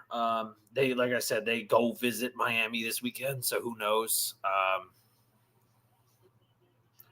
Still says 7-7. I don't know if that's the score really, but Miami's still struggling with the Titans. Yeah, it is. Tyreek Hill hasn't been back in the game since the injury. Tua right now. The Titans beat the Fish. That would be just great. I know you want to see the Dolphins lose, especially since they're about to play the Ravens in a few weeks. But and because you guys would be the 1 seed in the AFC, but I think reality will come in and they will get their ass kicked in the second half. The Dolphins sometimes do this and start slow. It's not uncommon. The Panthers had them down 14-0 at one point. And then they blew them out. I would love to see the Dolphins lose this game just because it'd be funny, but I don't see it happening. But anyway, the Jets get Miami next week, and Houston, you really don't know what's going on with CJ Stroud, so this could be bad. But they play the Titans next week, so I don't know. Davis Mills could at least make it interesting against the Titans. I don't know. All right, our next one, that was the end of the 1 o'clock. So our next one here is Seattle, San Francisco. San Fran let them stay in the game a little bit, in my opinion. I thought they could have put them away, but I just don't feel like they ever put the gas back down after they got up 2 scores. I never felt the pedal come back down. After they got up 2 scores and got big baby man ejected. Yeah, the second biggest baby of the weekend, DK Metcalf, getting himself ejected. Because, reality, people like, oh, Seattle actually did okay against the Niners. Did they? Brock Purdy threw for almost 400 yards, 368 yards. Ayuk and Samuel both over 100 yards. Kittle at 76. Debo is looking borderline unstoppable at times. Yeah, and then McCaffrey had over 100 yards. Somebody said it. Seattle had a decent game. They kept the Niners closer than Philly did. No, you didn't have a decent game. There was 400 yards of offense, 500 yards of offense. The first play from scrimmage was a 72-yard run by Christian McCaffrey. I know he almost scored, and then they took him out, and the guy scores while he's out. Yeah, Jeff Mason or Jordan Mason. Jordan Mason, yeah. Yeah. But look, the Niners did what they did. I don't understand why Lenore was ejected. He threw a punch. Oh, I didn't get to see it. He ran up to the pile and punched somebody in the side of the helmet. Okay, because with the replay they showed, so ESPN posted it on Instagram and TikTok, and they said Lenore and Metcalf were ejected for this play, and the only thing they showed was Metcalf suplex Fred Warner and then grabbed Fred Warner by his face mask, and then that was it. And I was like, Lenore's not even in this picture, bro. It was once it got to the sideline and it was on the sideline, Lenore came running like it was the dumbest thing because I saw it in the replay and I was like, oh, he's getting ejected. He just runs up and punches somebody in the side of the helmet. I never understood this about football players. Why would you ever do that? Oh, yeah, we talked about that with Pacheco last week. It makes no sense. One, you're going to hurt yourself more than you're going to hurt the other guy. It's I don't understand. There's no honor in that. If you're going to do it, you got to go back to the, what was it? Cortland Finnegan and Andre Johnson. Andre Johnson, when they rip each other's helmets off, then they try and fight. Yeah, that's fine. Yeah. Flip side of this game, Drew Lock was Drew Lock. 2 touchdowns, 2 picks. It's what you expect. He's just a big arm dude who just loves to sling it. He doesn't have the best field reading. He isn't great when his first 2 reads aren't there. He's not necessarily accurate past 5 yards, but he's got a big arm and he loves to throw it. And you saw it. He's a serviceable backup. He'll never be more than that. I can't believe people got sneaky athleticism. Yeah. Again, good for a backup. When you need him, he's not going to win you games against big teams, but he's a backup. Yeah. He's no Jake Browning. Let's just say that. Yeah. Jake Browning. I can't wait to hear Nick Wright's Mahomes Mountain this week with Jake Browning. Yeah, his Mahomes Mountain, I think, is tomorrow. Yeah, it's always Tuesday morning because of the Monday night games. Yeah. Seattle is sliding very fast though out of the playoff picture. 6-7. Really falling apart. They have really fallen off. It's sad, but it is what it is. Pete Carroll is just, I don't know. That defense has a lot of gaps in it, and the lack of consistency at running back is killing them right now. Jamal Adams in coverage is just bad. He looks like a middle linebacker. I don't even know why they use him at safety. Just play him at linebacker. Literally, like he is the size of a linebacker. Like you said. No, and he's massive, and he wears big pads too, so he's just ginormous. It doesn't make sense. Anyway, Seattle gets. I don't know. This actually might be competitive. Seattle hosts the Eagles this coming Sunday, Monday Night Football. If Geno plays, I think there's a definite shot. It'll be interesting. He can't believe. He cannot. He does believe the garbage. He says. He does. Let's remember, Nick Wright got famous because he came on Colin Cowherd's show when Colin Cowherd was on fucking ESPN as a guest and just screamed and screamed and screamed about LeBron being the greatest, not just NBA player, greatest athlete of all time. Well, listen, LeBron just cemented that with his in-season tournament championship, okay? Yeah, I know, right? But that's why Nick Wright got famous. He came in and just straight up said Michael Jordan's not even a top 2. He said he doesn't even hold LeBron's jockstrap with the words out of his mouth. So he got famous off of bold takes, and he still makes bold takes. And that's why he's famous. And yes, it is stupid that we just give credit to guys on TV that make dumb comments all the time because it's just entertainment value. But Nick Wright believes the things he says. And when you can prove it because he got the tattoo of 19-0 tattooed on his arm. Yeah, I mean, he does back up his talk. Yeah, wow. I mean, he literally got that tattooed on himself. So he believes the things he says, and he sticks to them. And he takes the roasting. When it happens, he takes the roast. He said when he got that 19-0 tattooed on him, he said his daughter was getting crap in school because of it after they lost to the Lions week 1. Like, he deals with it. It is a real tattoo. It's a real tattoo. He still got it. He's not getting it removed. Yeah. He said he's sticking with it. He said even if they win the Super Bowl, he'll still feel like he was right enough, are the words that he said about it. Makes sense. Anyway, Philly hosts Seattle hosts the Philadelphia Eagles. You're not looking forward to Monday Night Football. As an Eagles fan, I wouldn't look forward to any football game left.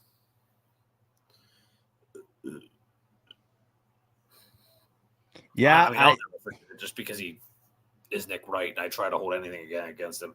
The Niners. Yeah, I actually don't mind watching him because of the guys he's with. Like they check him in his own show. Oh, like Richard Sherman does for Skip now. Yeah, I love Richard Sherman. Like, I hate Skip, but Richard Sherman shut Skip up so much that I just love it. But then he's still got to deal with Michael Irvin, and no one can shut up Michael Irvin. Right. That does not shut up. They literally on game day morning yesterday had a montage of all the times he's tried to get on the Cowboys bandwagon more and more, and how sometimes he wears like the other team's colors in a must-win for the Cowboys to try and jinx the other team. Like, anyway, the Niners go visit the coming off of bye Arizona Cardinals next week for a barn burner. I mean, we'll see what Kyler does. I don't know. It's not double XP weekend that I'm aware of, so we'll see. All right, here we go. Greatest game in NFL history. Oh, here we are. The Minnesota Vikings beat the Las Vegas Raiders 3-0. And I'm sorry, Boogie, by the way, for saying Aiden O'Connell. I thought something could come out of this game. I'm sorry. I for sure thought Aiden O'Connell here, but the Pasternak got benched. Nick Mullins came in, did okay. I know people are like, oh, Nick Mullins will be fine moving forward. Let's remember the Raiders didn't game plan for Nick Mullins, and he still only got a field goal in the second half. Listen, that was all they needed. They got the job done. I know. Headline. I'm not going to lie to you. I was real fucking angry they actually made the field goal. I was begging for 0-0. I was begging for 0-0 in this game. Well, it was 0-0 for 57 minutes. No, I know, but once the third quarter ended and it was still 0-0, I was like, just stay this way. Go to overtime 0-0. I would have been so happy. Could you imagine it finished? I think I actually said that to you, right? Can you imagine if this ends 0-0? 0-0? I could not. Anyway, I don't know what they're doing. I haven't looked at any reports, but my assumption is if the Raiders really want to do anything, Jimmy G should be starting next week. But I'm assuming it's still going to be Aiden O'Connell making a joke of the league. Josh Jacobs couldn't do anything in this game. I mean, Las Vegas's defense is playing pretty well. There's really not much to talk about except for Max Crosby is a freaking nature. And Robert Spillane, really, this season. I don't ever talk about him, but man, he has been – when Max Crosby's not making plays, it's Robert Spillane making plays. And I really enjoy it. Now, there is a guy on the Vikings, and I've got to find this. Because apparently Jacobs is dealing with a quad issue, too. Oh, there you go. There had to be an excuse somewhere for him after what I just saw.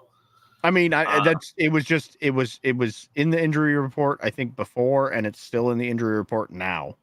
Okay, so a little slow. I mean, when you've carried 70 times in 3 weeks, I guess it kind of is likely to happen. So there's a guy. There's not much to talk about here except for in this game at all, except for somehow the Vikings are still a playoff team, a 6 seed. After what we just saw. But anyway, there's a guy on the Vikings defense that deserves a bow, deserves Defensive Player of the Year consideration for one simple fact. I've never seen this done in my life, even back in the Legend days. Josh Metellus, who is a captain of the Vikings, this season has officially now played strong safety, free safety, left and right, and slot cornerback, right inside linebacker, middle linebacker, right and left outside linebacker, right defensive end and left defensive end, and now lined up this weekend at defensive tackle for 2 snaps. He has officially played all 12 positions that the Vikings rotate into their into their defense. At some point this season. That's impressive. The fact that he would know enough about the defense to do that? That is freaking awesome. I saw it was on Fox this weekend. They showed it during the game because what else do you show, I guess, in a 3-0 game? But they showed when he lined up a defensive tackle that he has officially played every defensive position the Vikings play. That is amazing. And Jordan Love just threw a horrendous. I mean, and then this was like this is what you see out of like Justin Fields sometimes type interception. Like it was terrible. We suck against the Giants. I don't know what it is. In history, we're terrible. Let's not bring up sucking against the Giants, all right? I don't know what he's doing. I mean, he's just standing there. He's just being Jordan Love, man. Oh, God, he's been so good, though. Oh, God. Anyway, 3-0. I don't have anything else to say. The Vikings play somebody this weekend. It doesn't really matter. The Vikings play the Bengals the first Saturday game. And the Chargers are for the Raiders. The Raiders host the Chargers on Thursday Night Football this week. With no Justin Herbert. Keenan Allen's now hurt. Gerald Everett's now hurt. Josh Palmer's hurt. Donald Parham's hurt. No Justin Herbert? Oh, doubtful. Justin Herbert is going to have finger surgery. Very likely to undergo finger surgery. What a fuck. All right. So he's probably done for the year, and thank God, because that's probably Staley's job. Right. Actually, that might give them an excuse to keep Staley. Yeah, fuck me. All right. No. Fuck me for having all that faith in the Chargers and them being one of the worst teams in the NFL. Speaking of them, that's our next game. Broncos-Chargers. Broncos win 24-7. Russell Wilson comes back to life in this game. His interception wasn't great, but other than that, they were great. Why is Matt LaFleur running down the field, taking off his headset, yelling at a ref? What happened? I don't know. Anyway, Javonte Williams finally gets in the red zone. It's been a long time for him. Cortland Sutton, dude, there's some catches that guy makes. That one catch in the end zone when he was being one-handed and one-handed. Oh my Lord! The fact that the Broncos believed more in Judy than Sutton is beyond. I know Sutton was hurt a lot, but holy crap, Sutton is definitely their best receiver. Yeah. I don't know. The Broncos are going to continue to win the football games because they got Russell Wilson doing what they need to have Russell Wilson doing, right? They have him not throwing the ball a lot, not throwing the ball often down the field unless he feels comfortable. Third down, he's making smart decisions of running the football every now and then to get the first downs once coverage goes out. And otherwise, they're just running the football and playing defense. And the Broncos will continue to win football games that way. So good for them. I don't know if they're going to make a playoff appearance. Truthfully, they're 7-6, so it's likely, especially with the Steelers situation right now.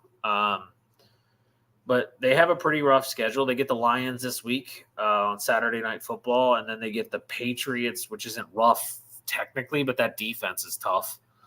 That could be another one of those like 10-3 games. And they get the Chargers again, which they'll win. And then they get the Raiders, which they might win. So they might win 3 out of the last 4 if they lose to the Lions. So, I mean, they still have a good shot at the playoffs, I guess. And then the other side of the ball, I know we talked about Jordan Love throwing the pick. I ranted about it. And then the other side of the ball, look, the Chargers suck. I don't know. Kellen Moore is a problem. He is not good. Even before Herbert got hurt, he didn't look good. And we'll talk about that more with what we saw at Dallas, but Kellen Moore was from before McCarthy went to Dallas, so he was a holdover, and now I'm starting to be like, oh, Kellen Moore doesn't even deserve to be a head coach either. He's not good. Like he is no. Some of those decisions, because Brandon Staley's letting him make all the offensive calls. So like those 4th and 3s, like that 4th and 3 we talked about when they were at like the 7-yard line, and the play was a fade over the left shoulder into the end zone to Quentin Johnson. I'm like, what are you doing? Why?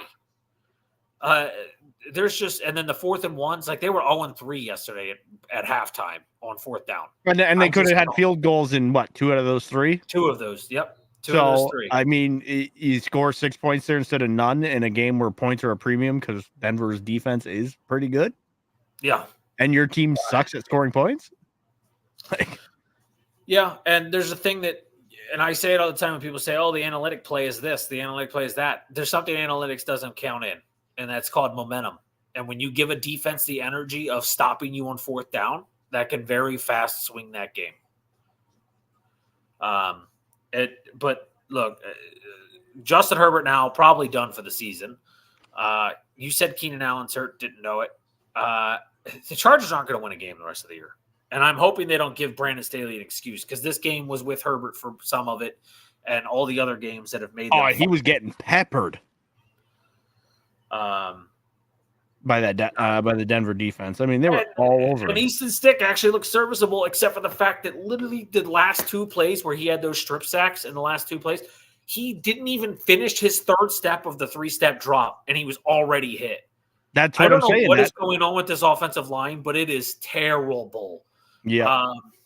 And the Chargers have so many issues entering next season, and Brandon Staley leaving and Kellen Moore leaving might be the best thing to help fix some of them.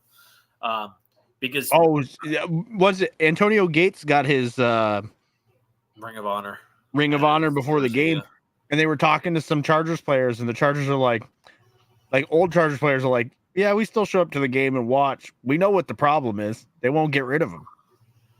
Yeah. And it's like, we know exactly who you're talking about. I honestly kind of wish they would interview Phillip Rivers. I think he'd be a good coach. Or at least use him on staff. He's used to coaching 15 things at home. I mean, him and his wife have, 12 children now? I think they're on number 9. Yeah, because she just announced she was pregnant a couple of weeks ago. So, so maybe they're on 10 now. So, him and Nick Cannon could put a football team together in the future. China said they're having population problems. They should just import those 2 guys for a couple of years. Yeah, I mean, Kim Jong-un was literally crying because women said they don't want to reproduce in his country. Just call up Nick Cannon. He'll come over. Yeah, he'll do it for you. But no, look, the Chargers are freaking horrendous. And now without Herbert, it's going to be a shit. I love Easton Stick. Don't get me wrong. He's not Justin Herbert. No, when he came out in the draft in the 6th round, I was like, the Chargers got themselves a guy who this was before Herbert was in the NFL. I was like, he could be a guy that could develop into something. Then obviously he got replaced. Herbert got drafted the year after him, and there was no chance of him developing more than Herbert. talent-wise. But he's just sticks a decent backup. But the problem is now he won't probably have Keenan Allen. He still doesn't have Mike Williams, obviously. Now Gerald Everett. And then the offensive line is terrible. So I feel really bad for him because he's going to go through the ringer here. North Dakota State kid. I loved him. He actually broke every record Carson Wentz set at North Dakota State when he was at North Dakota State. And then the fact is they're also not playing Eckler full time. So that changes like the game plan with him too, because he's one of your best receivers and he's a running back. Yeah. But the Chargers get the Raiders, so Max Crosby's going to feast. The Chargers are going to get massacred. They get the Raiders, then the Bills, then the Broncos again, and then the Chiefs to end the season. Yeah, they're getting pounded. I don't think they win another game. Oh, they're definitely not winning another game. Not with that schedule. The Raiders are beatable, as we just saw, a 3-0 game. But Max Crosby can strip sack Easton Stick and score a touchdown. So, yeah, it kind of depends on what Chargers defense we get, right? Is it the beginning of the season defense or their defense, as of recent? I know they give up 24 in that game, but, I mean, one catch was ridiculous. Defensive plays, too. Right. So, their defense has gotten better. I'll give them that. I just hope that these moments don't give Staley an out. Like, you just need to fucking fire him. Yeah. All right. So only 2 games left. Both I don't need a notebook for. I don't need a scoreboard for. Nope. I just want to check the score because I don't remember what it wound up being. 20-17, the Buffalo Bills beat the Kansas City Chiefs. Now, we'll talk about the situation at the end of the game and all the other crap after this. But to be honest, the Bills were the better team throughout the game. Oh, yeah. Like, there's no question about it. The Bills were just the better team. I do think, which we'll talk about again, but I think a lot of it was the lack of receivers still for the Chiefs. It's a glaring issue. The Bills don't have that problem. The Bills' only problem on offense is Josh Allen's occasional turnovers. And I mean occasional, and I know we've talked about, he doesn't have that many more than Patrick Mahomes, and I get that. But he has had 9 consecutive games now with an interception, which is a huge problem entering the stretch, especially since they have the toughest stretch of football left. They get the Cowboys, the Dolphins. They have a nightmare schedule here. The Bills were a better team in the first half, let's be clear. The Bills were the better team in the whole game, not just the first half. Because at the end of the first half, it was 14-14, if I remember correctly. And the Chiefs only scored 3 points. I could be wrong. It might have been 14-7. I don't remember. I think it was 14-7. Or 14-10. Maybe the field goal. Maybe 10. I thought it was 7. I'm going to pull it up. Yeah, I can't remember. Actually, did they get? It was 14-7. Okay. And then the Chiefs' opening drive of the third quarter was a touchdown. So it was 14-14. So the problem is here, the Bills' defense is still the Bills' defense. They can keep having injuries. Micah Hyde freaking got hurt twice in this game and wound up not being able to come back. And the Bills' defense still looked like the Bills' defense. The problem here for the Chiefs is you don't have – Patrick Mahomes doesn't look comfortable. And Colin Cowherd made a very good point. He's constantly moving immediately after he snaps the ball. And Colin Cowherd pointed out he doesn't trust his left tackle and right tackle. And I don't know about Donovan Smith, but Donovan Smith wasn't there yesterday. So I understand not trusting your left tackle yesterday. It's an not undrafted, sorry, I misspoke. 3rd round rookie who hasn't had a snap yet in his career. Right. Playing left tackle against the Buffalo Bills, the team with the 2nd most sacks in the league. So I get not trusting your left tackle too much, but no one trusts Jawan Taylor right now. He leads the league in penalties at offensive line. He's gotten beat more than any other starting right tackle in the league. So there's reasons you don't trust Jawan Taylor, and I get it. So Mahomes has the factor of, I don't trust my right tackle. Yesterday he didn't trust his left. And then he has wide receivers he has no faith in. Rashee Rice had a massive drop in the game yesterday. He had a fumble yesterday. Have you looked at their actual drop numbers? They are unbelievably high. I think they're on the NFL pace for the NFL record. Oh, I wouldn't doubt it. But that being said, and me and you texted about it, and we talked about it last Monday. during the game, 42% of Mahomes' passes that were incomplete were deemed uncatchable. Yeah. And 4 of his completions were thrown behind the receiver, where they had to adjust to the right or left to catch the ball off behind their hip. There are issues with the fact that he underthrows, throws behind his receivers fairly often. There was a play yesterday where he just flat out, he bounced the ball in the dirt on the way to his receiver. He just threw it into the dirt. So, he does have his mistakes, and they're starting to become more obvious unless you get dazzled by all his amazing plays, and then you get distracted from his bad ones. But now that he's not able to dazzle as much because Travis Kelce's playing hobbled, we're starting to see it. Yeah, the fact is, for them to win a game right now, Travis Kelce has to have 6 to 8 catches, and 2 of them have to be touchdowns. Yeah, and the Chiefs, unfortunately for them, are going to get a false sense of security entering the playoffs because they're going to make a good run here. They get the Patriots, the Raiders, and the Chargers in 3 of their last 4. The only game I see them potentially battling to the end is Cincinnati. Give me Browning. Right now, I'm going to take the offense of the Bengals just because they have weapons everywhere, and they're starting to click. That's not a catch. You can overturn it, and let's go. My brain-dead, blind, old, buried for 10 years grandmother can tell you that wasn't a catch. It bounced off Romeo Dobbs' chest, off his hand, into the air, and then he grabbed it while he was out of bounds. It's not a catch. D-Hop got that a nasty catch. Is it still 7-7? Yeah, and D-Hop just caught a bomb at the 10-yard line, so. That's crazy. At least we're 7-7 in field goal range. Not your mom. Mom's mom. Your mom would just go out there and yell at them. Oh. Now, I guess we can get to the big topic of the night in this game. Yeah, okay, so we all saw it. Even if you're not a football fan, you've probably seen it by now. The offsides that everybody's talking about. I told you about it. I texted you about it. I've been very honest about how I feel about it.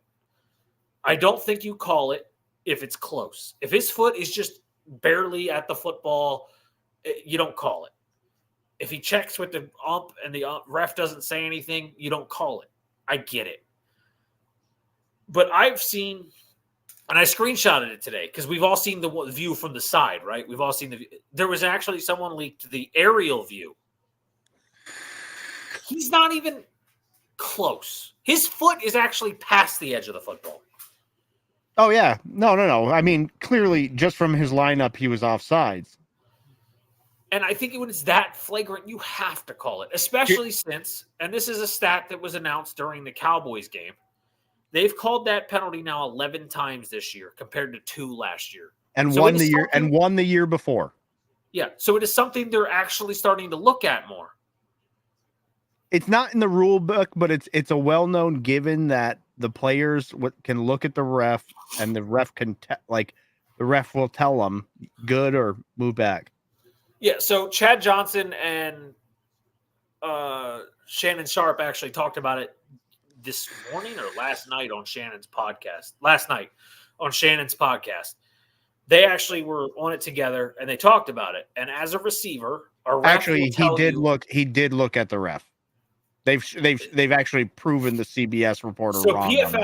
PFF pointed out that he looked at the ref, but he never did the thumbs up that you're supposed to give to the ref. He never got the acknowledgement. He just glanced and didn't get anything.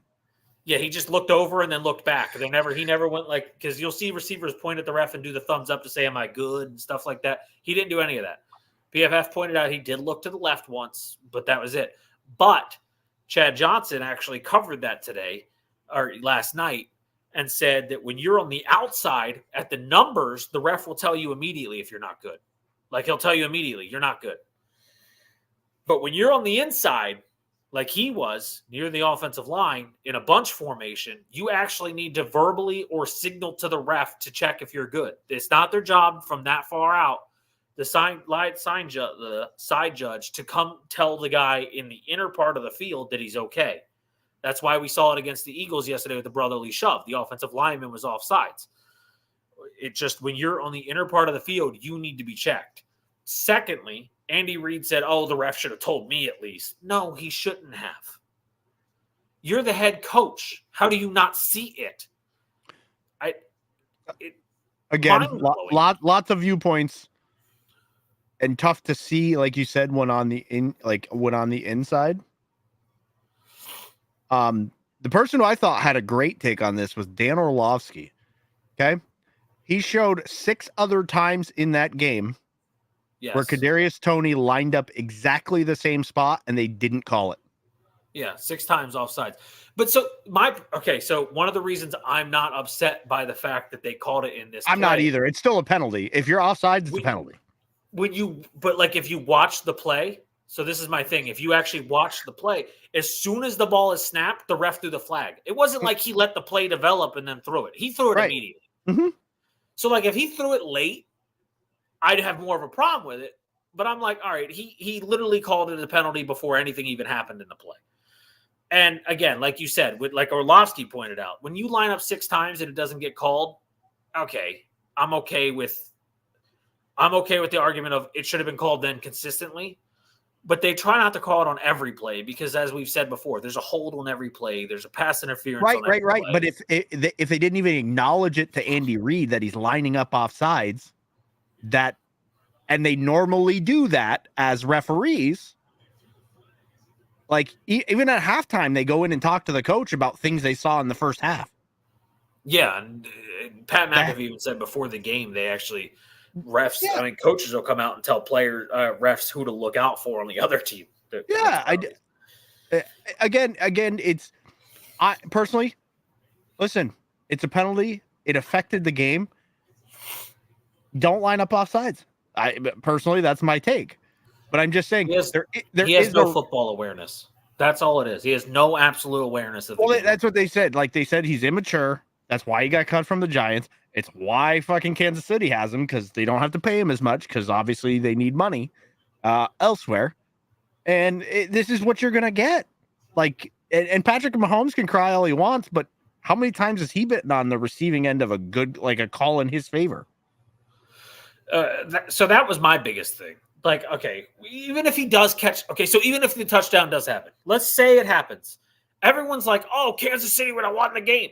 There was a minute and 30 seconds left with 2 timeouts to Josh Allen. Even Patrick Mahomes said that. He goes, I don't know how it ends up because Josh Allen's on the other side of the ball. He goes, with 2 timeouts. Like, I thought the thing that irked me the most about his argument was him saying, like, somehow because of the play that was made with Kelsey making that lateral, like, that should have been, like, they took away greatness. It's like, well, don't fucking line up offsides. That's how you lost fucking to Tom Brady and he went on to win a Super Bowl. You lined up offsides. And secondly, let's bring this up. Everyone's acting like they didn't have 2 more plays after that where Mahomes could have been done something. Oh, yeah. Oh, no. I think it was 3 more plays after that. Oh, that was first down. So, yeah, he had second, third, and fourth down to do something, and he did nothing. Not even a completion. Right. Why is that the game-changing play? How about after, you feel like you got robbed, go make a play. Yeah.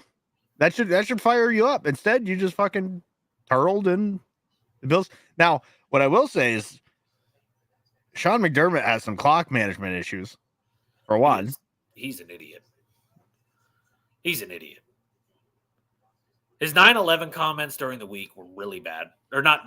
Listen, it is what it is. Social media is going to try and stir up shit. I know, but that was just the words he said were just so bad. And then he comes into this week and, like Colin Cowherd said, you kind of got to come out and, like, put the ghost behind you. And he was doing it well. And then with like 2:30, they get the ball left back. And they just pass.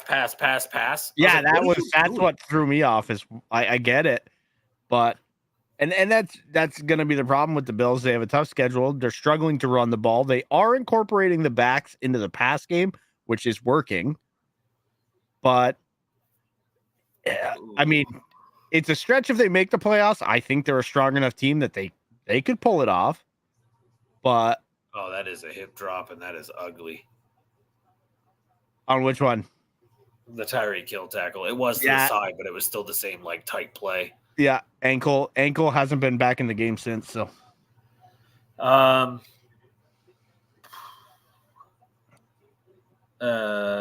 so you said the Bills might be a playoff team, and they might 7-6. They are losing the tiebreakers to a lot of teams. Oh, I know, but they if you watch their play, are they strong enough to be a playoff team?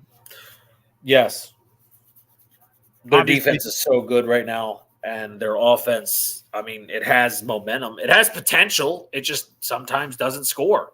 Yeah, and the reason it's weird, right? Because they either blow people out or win or lose by 3.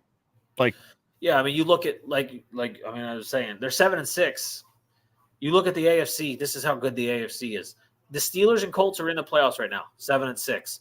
The Texans, Bengals, Broncos, and Bills are all 7-6 on the outside. Yeah.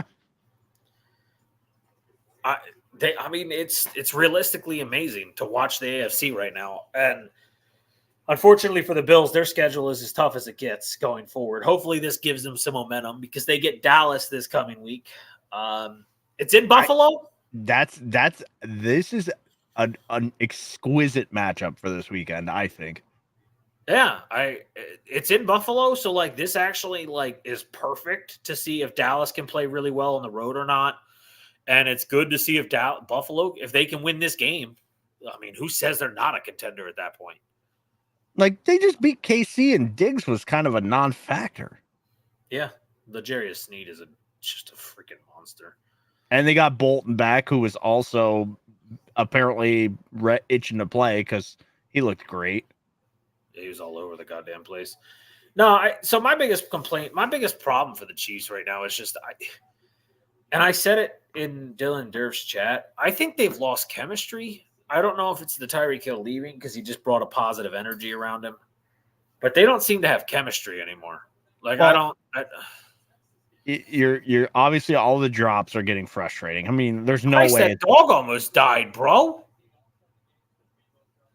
Oh, did you see the Longhorn? Yeah. Yeah. I was like, oh my God. Yeah, I saw that and I was like, holy shit. The thing just went. It just showed it. Scott Van Pelt just showed it. Yeah. So no, I think obviously the drops are a very frustrating thing. Kelsey, again, because you don't have the threat to take off the top, he's getting a lot more action his way on the defensive side of the ball. So he's not going to be as effective. You were missing Pacheco, which I think was big in that game.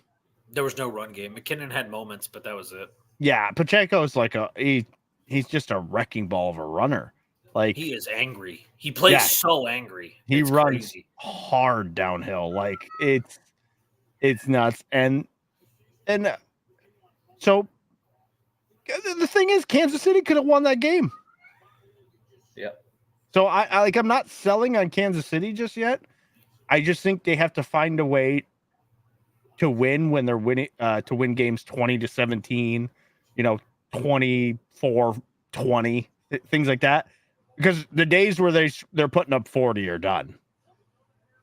Yeah, and I want to see if the Chiefs can handle the cold weather, bad weather stuff that's coming, because Kansas City is a cold weather area, and they're going to have to deal with some bad weather stuff. And that's when they're going to need Pacheco and Kelsey to really have games because the receivers aren't going to play in it. Yeah, I think you're going to see them branch into a very similar offense to what the Patriots. They're very dink and dunk. If they can't run the ball, they're going to go short pass situations. 2, 3, 4 yard passes, things like that, because it seems like that's the fit for them. They just haven't gone there yet. They haven't fully committed. Now, I am curious what you think and what my dad and anyone else in chat, Tesco, Boogie, I don't know, anyone else thinks. Football fans alike. Shannon Sharp said it today, and I agree. I love Shannon, and I tend to agree with him a lot, but I agree with him big time on this. Mahomes is frustrated with the call.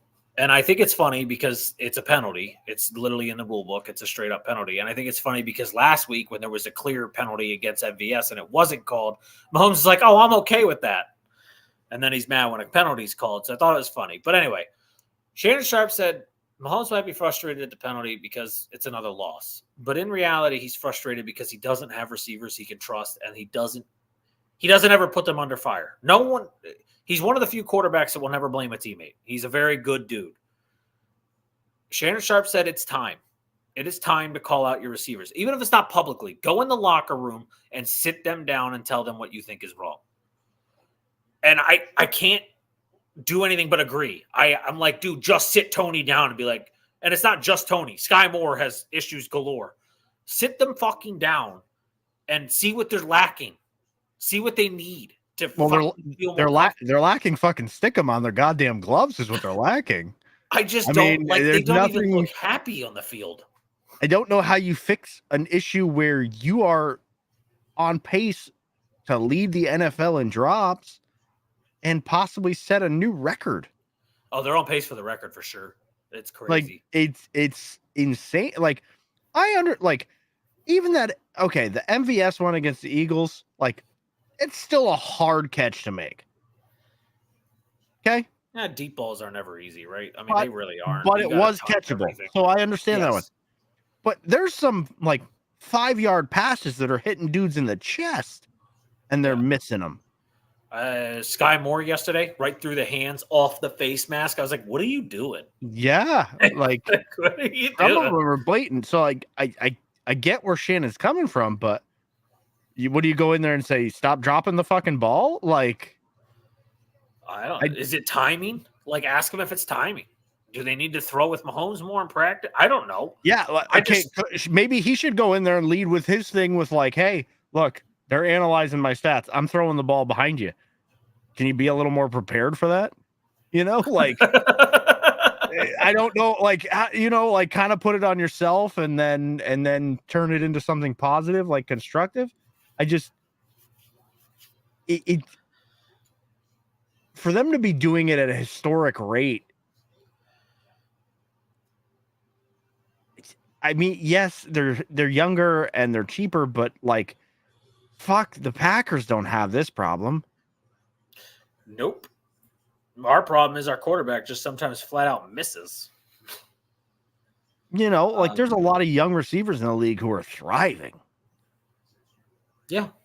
Did you just pick? Did you know, one spoil the bunch? Like I don't know. Like, is it like the yips or the shanks like in golf? Partially, I think that they have, and maybe it's not as bad as the Al Davis syndrome, but I think they have an Al Davis syndrome thing where they look at speed and athleticism and don't pay attention to some of the key factors of route running and catching. And I know that sounds crazy, but if you look at their team, they traded a 5th-round pick and a 3rd-round pick to get Kadarius Toney from the Giants, who were already done with him. He was literally benched every week. They were done with him after using a 1st-round pick on him.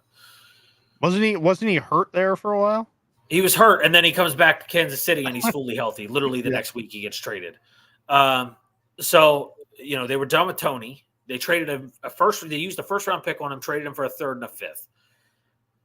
The Chiefs went and got Toney, Sky Moore, and Rashee Rice, and MVS. All burners. None of them are known for great hands, not even in college. They had drop problems in college, all 4 of them. All of them, Sky Moore and Rashee Rice had a lot of fumbles in their career at college. They went and got 4 fast burners with crazy good athleticism. And they were like, oh, we're going to replace Tyreek Hill this way. But now you look at it and you go, okay, because no, it's not the OC. The OC is Andy Reid. And I know it's not technically the OC. They went. Yeah, Bieniemy's where Washington now? Yeah. They got Matt Nagy. But he doesn't make the play calls. It's still Andy Reid. You see him every day with his donut sheet making calls. And I know it's not a donut sheet, but I used to always say Mike McCarthy's ordering Wendy's Baconators when he's looking at his. And now I say Andy Reid's ordering donuts. Wait. Andy Reid, I don't know if you heard his speech about cheeseburgers, but. What are you doing to celebrate the Super Bowl? I'm going to eat 2 cheeseburgers and I'm going to bed. That man loves cheeseburgers, all right? Come on. But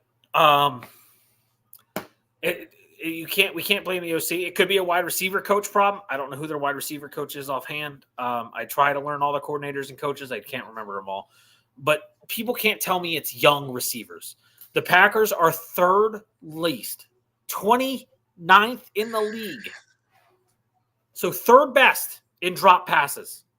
We don't have a receiver that's longer than a second-year tenure. Christian Watson and Romeo Doubs are second-year receivers, and the other 4 on roster are rookies. It is not a young thing. And we're not the only team with young receivers, but we have the youngest offense in the NFL. Our average age is the age of the average offensive unit is 25.3. Like, we're the youngest offense in the NFL. It's not an age thing. MVS has been dropping balls since Aaron Rodgers was throwing to him in Green Bay. That's not new. Kadarius Toney, Sky Moore, they just didn't recruit well. It's the biggest problem they've ever had at receiver. They don't recruit well. And we haven't seen it this year, but Tyreek Hill had drop problems in the past. There was a season where he had 9 drop passes followed by 8 drop passes. So, so maybe that does point to Mahomes a little more, like his placement of the ball. Potentially. But some of these guys are, like you said, dropping the ones right off their chest plate. I don't know. There's a lot of factors in this, but Kansas City's biggest problem is they need to go get a veteran receiver that has hands and let the young guys work around that. Think about who's becoming available next year. This is the best. Not only is this the best draft class for wide receivers, this is the best free agency for wide receivers. Mike Evans is a free agent, isn't he? Mike Evans, T. Higgins, Calvin Ridley. There's like a few other massive names. This is the craziest. Odell. This is the craziest. Letting Tyreek go was just a simple money move. Well, it wasn't necessarily money. They did offer only like $5 million less than the Dolphins, but the Dolphins said when Tyreek got to the Dolphins, he said that he was offered a very good deal from the Kansas City Chiefs, but he wanted to prove that he could do it without Mahomes. He wanted there was other factors top there. Receiver. Yeah, but Kansas City was trying to stay cheap on his deal. Yes, they were trying to backload it too, entirely backload it. They let you just kind of. They should have gone. They've had 2 full years now, 2 full off seasons since Tyreek's left to go get somebody, and they did. No, and last year they didn't really have the problems they're having this year. So, no, but last year we saw some incredible play out of Tyreek. I mean, not Tyreek, Travis Kelce last year. Yeah, he was a wide receiver 1 at a tight end position. Yeah. Well, yeah, that's a problem we're going to talk about in a future episode. I'm not going to get into all the finances today. That's more of like an off-season conversation, money and how it impacts teams. Well, we talk about it all the time. You have to pay premium positions around the quarterback in today's league. And I do think it's better for a quarterback to take slightly less. Even if you take 15% of the team's salary cap, that's still a lot of money. And you have a better chance at a Super Bowl. Well, Patrick Mahomes, remember, we talked about it last year during the playoff run. Patrick Mahomes is the first quarterback in NFL history. No, second quarterback in NFL history, first since Peyton Manning, to win a Super Bowl while accounting for more than 15% of the team's salary cap. Yeah, most of the time, twice. Most of the time, the Super Bowl champion is like 12% or less of their team's salary. Yeah, Tom Brady was 13 at the most. Every time he's won, he's only ever been the most he's ever been was 13%. And listen, there's a lot going on there with what Tom did, because obviously at the time Tom was married to Giselle. Giselle was worth $500 million. So he was, and don't get me wrong, he's comfortable. He's made enough money in a 20-year career to forever be set. But like, it goes to show why, as soon as a team gets a chance to take a high-end quarterback in the draft, they do, because it's cheap. You pay him what, $40 million in like a signing bonus, and then you only pay him a few million a year. Yeah, they count for like $4 million on salary cap. Yeah, it's nothing. I think it's fine the way they do it, but they're gonna. I think at some point, with the amount of money coming into the NFL and players demanding what they demand, $40 million is the signing bonus. That's not that bad for yeah. We're talking, No. We're not talking salary cap hit. Signing bonus doesn't. It's just because of the place they're drafted. It's not the impact to the salary cap on their. And yeah, 40 million is not cheap to people like us, but in the league, yeah, 40 million isn't bad. Yeah, that's why I always laugh when people are like, "Oh, these guys are going to stay in college for another year." Okay, $5 million max for NIL deal, and you're going to get a $40 million signing bonus, being the second pick of the draft. You're going to the draft. Like, yeah, Caleb Williams said he thinks he might make.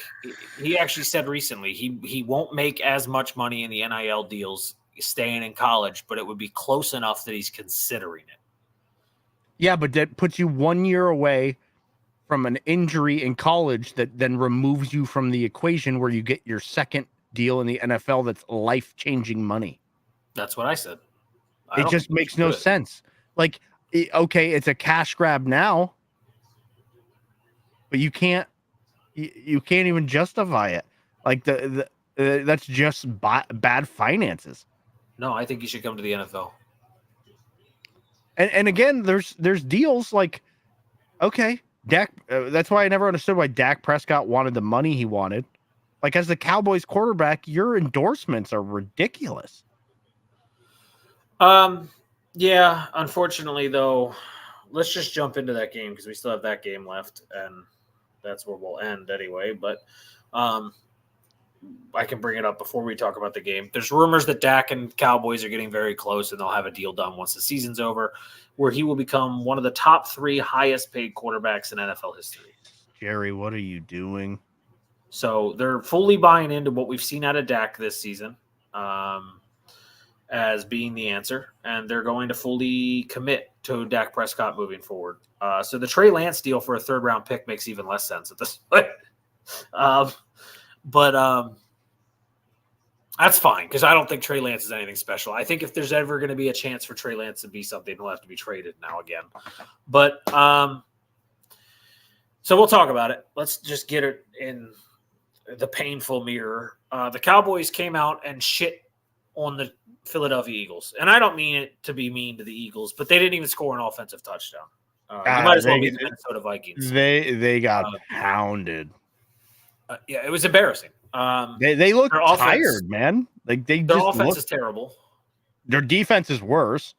Their defense is the worst secondary in the NFL. I don't care what the fuck. I know they entered last night 29th. If they're not 32nd, it's because longevity of the season. The Bucs have gotten a lot better in the secondary. So, and the Chargers haven't given up very many yards lately. So I can't imagine they're staying behind. Saquon Barkley, another touchdown, 14-10. The Eagles, all right, first off, let me start with this. Jalen Hurts has been playing injured. Stop it. I thought, David Carr said the Eagles would be better suited starting Mariota for 3 or 4 games. And I thought it was a ridiculous take. I'm starting to believe it. No, stop. Just stop starting Hurts at this point. Let him rest that knee. He can't run. That is the glaring thing that's wrong with their offense is they're not using his abilities. Yeah, he can't run because he's hurt. And when he can't run, DeAndre Swift can't run. And when DeAndre Swift and Jalen Hurts can't run, the offense sucks ass. And for the fucking sake of saying it, AJ Brown, shut your stupid drama-filled mouth and don't fire up Stephon Gilmore. Yep. He's a 4-time All-Pro, and you got in his face in the first quarter and called him old man. Are you kidding? Yeah. That was not a good move. Lord, the organization has to understand these guys are just dumb, arrogant kids sometimes. And get this under A.J. Brown firing up Stephon Gilmore. He didn't just shut down A.J. Brown. He was all over the place. Yeah. We're almost done, but all right. Have fun. Yes. Thank you. Thank you for being here. I can't understand. I watched that game, and I kept having hope. This is going to be Wait. Do you expect anything less than that out of the Eagles, though, with their fan base? I saw that they put dumpsters outside today, or trash cans. The fans that held up those signs last week saying "run the ball" put out trash cans with Slay and Bradbury's names outside this building today. And let's be real, they're both trash cans. They are really worthless cornerbacks. Darius Slay is getting exposed for being one of the worst defensive pass interference guys in the league.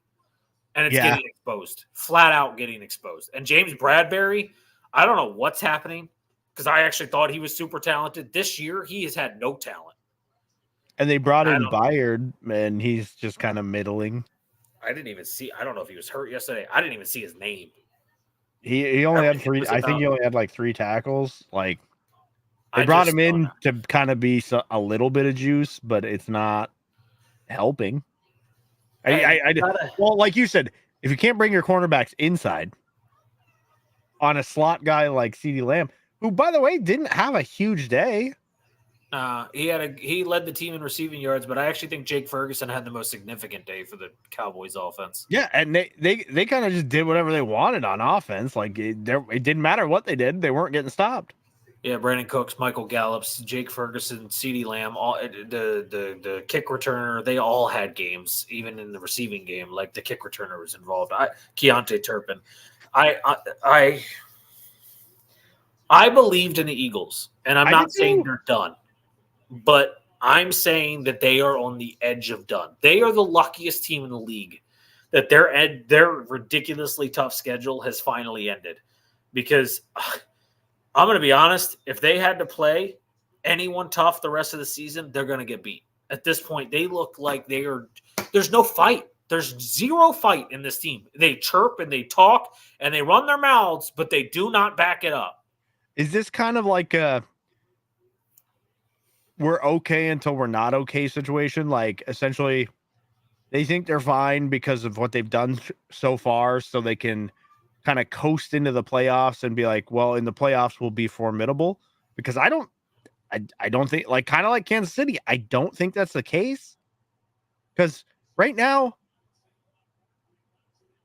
like, when you look at the two conferences, one conference is loaded in like the middle of the pack, right? And the other conference, the top 3, good luck. Because you got San Fran, Dallas, and Philly, but Philly is third best in that equation. I think they're the 4th best team in the NFC. Right now, they probably are. They might not even be that. And again, they've had a rough stretch. Don't get me wrong. Yeah, but they're about to get Seattle, New York twice, and the Cardinals to finish. But those 2 performances that they've looked the worst are against somebody they're going to have to beat in the playoffs. Yeah, and they're not out physicaling anybody. They got out physical yesterday. They got absolutely thrown all over the place by the 49ers. They're not playing physical football. And I'm not going to lie to you, one of the biggest glaring problems, and I know a lot of people sleep on how important this position is, but all you have to do is look at the Ravens. And I know people think it's crazy to say, but look at the difference with Roquan Smith inserted into that defense. Last year, middle of the way through the season, that defense became a top 5 defense immediately. This year, they're a top 2 defense. Well, like we said, Eagles, Roquan Smith allowed Patrick Queen to be Patrick Queen. The Eagles let TJ Edwards go, and they let Chauncey Gardner-Johnson behind him go, but that's a safety. But they let TJ Edwards go, and there's no physicality at linebacker anymore. They're a fucking joke. They're walkthrough. If Fletcher Cox didn't exist, that game they wouldn't even have scored. They would have been fucking 6 points is all they would have had in that game without Fletcher Cox, a 97-year-old defensive tackle. Yeah, they don't like when you look at the teams that are real physical, and I just go back to the 49ers because they're the team that seems to out physical everyone right now. Yeah. Just like with 2 minutes left in the game, Lenore nearly decapitates Swift coming across the middle.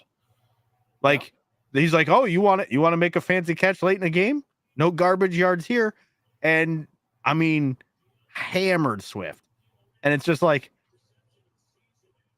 those are the teams that are going to be good in the playoffs, the real physical teams.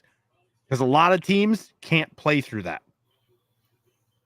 And you're seeing it with Philly. Without Jalen Hurts being able to run the ball, their run game has gone down like the toilet. And so he's having to pass from the pocket, and he's getting peppered. He's not moving well. So I think the injury is significant enough, and maybe it's partly the coordinator. I don't know, but it just seems the way they're using him, the injury is more significant than we think. So it might be a time to actually shut him down for a couple of games. I agree. And I got to say it. If it's Drew Lock next week, just let Mariota go. Tell Jalen it's nothing. You're not getting benched. We need you to rest because you're playing hurt. We need that knee healthy for the playoffs. And let Mariota go beat Drew Lock. Yeah, you play the important ones and sit out the ones where we need you to rest. Well, and fire up the defense. Be like, hey, our quarterback's hurt. Your guy is hurt. Go out there and win the game for us. Fire up that defense. Give them something to fucking play for. Stop. Because, even if it's not next week, say you limp Jalen through Seattle and you win that game. You get the Giants, the Cardinals, the Giants to finish the season. Play Mariota. You're fine. Yeah. You're fine. Let DeAndre Swift carry it 35 times. You're fine. But look, all right. So before we go, I got to bring it up because I love talking head coaching changes because they're coming. Brandon Staley, hopefully soon, within the next 4 weeks. God, that's just a dead horse I'm going to beat until it happens. Brandon Staley. I hope Black Monday his name is said. But let me bring up something that came out today. It was leaked today, and it's very important to know. And the league might want to start looking at replacing a fucking owner again, which they're not going to do because they just did it. But fucking Christ. So Ben Johnson, the biggest name in all of fucking football at coordinator, the offensive coordinator for the Detroit Lions, is going to be signed by somebody. He's going to be a head coach next season. He was going for a second interview, decided he wanted to see what Detroit had for one more season, so he stayed for one more season. So we know he's going somewhere. He had interviews with every vacancy that was available this last season. He's going to go somewhere this offseason. Oh, for sure. He's a genius. He really is. So he's been getting texts from people inside of Carolina's building. They haven't said who, but other coaches and coordinators inside Carolina have been texting Ben Johnson to warn him about working for David Tepper and how bad it is to work in Carolina. Reverse tampering? And that's not even like just some tabloid article. Colin Cohort talked about it on his show today. It's how real this situation is. He's got legit sources. I would trust him. So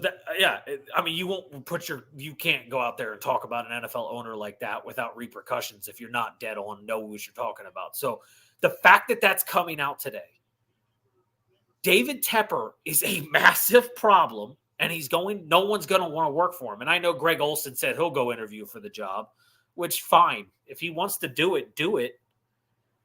But David Tepper has no loyalty to Greg Olsen, which he should realize because he took over the last year of Greg Olsen's career. Yeah. So I'm very unnervingly worried about whoever takes this job and how short-term this is going to be. And I feel so bad for Bryce Young. He's a really good kid.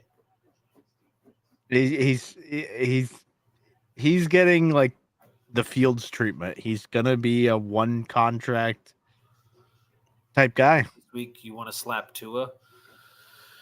I don't know what's going on in that game, but Tua has 125 yards and one fumble. That's it. I don't understand what's different.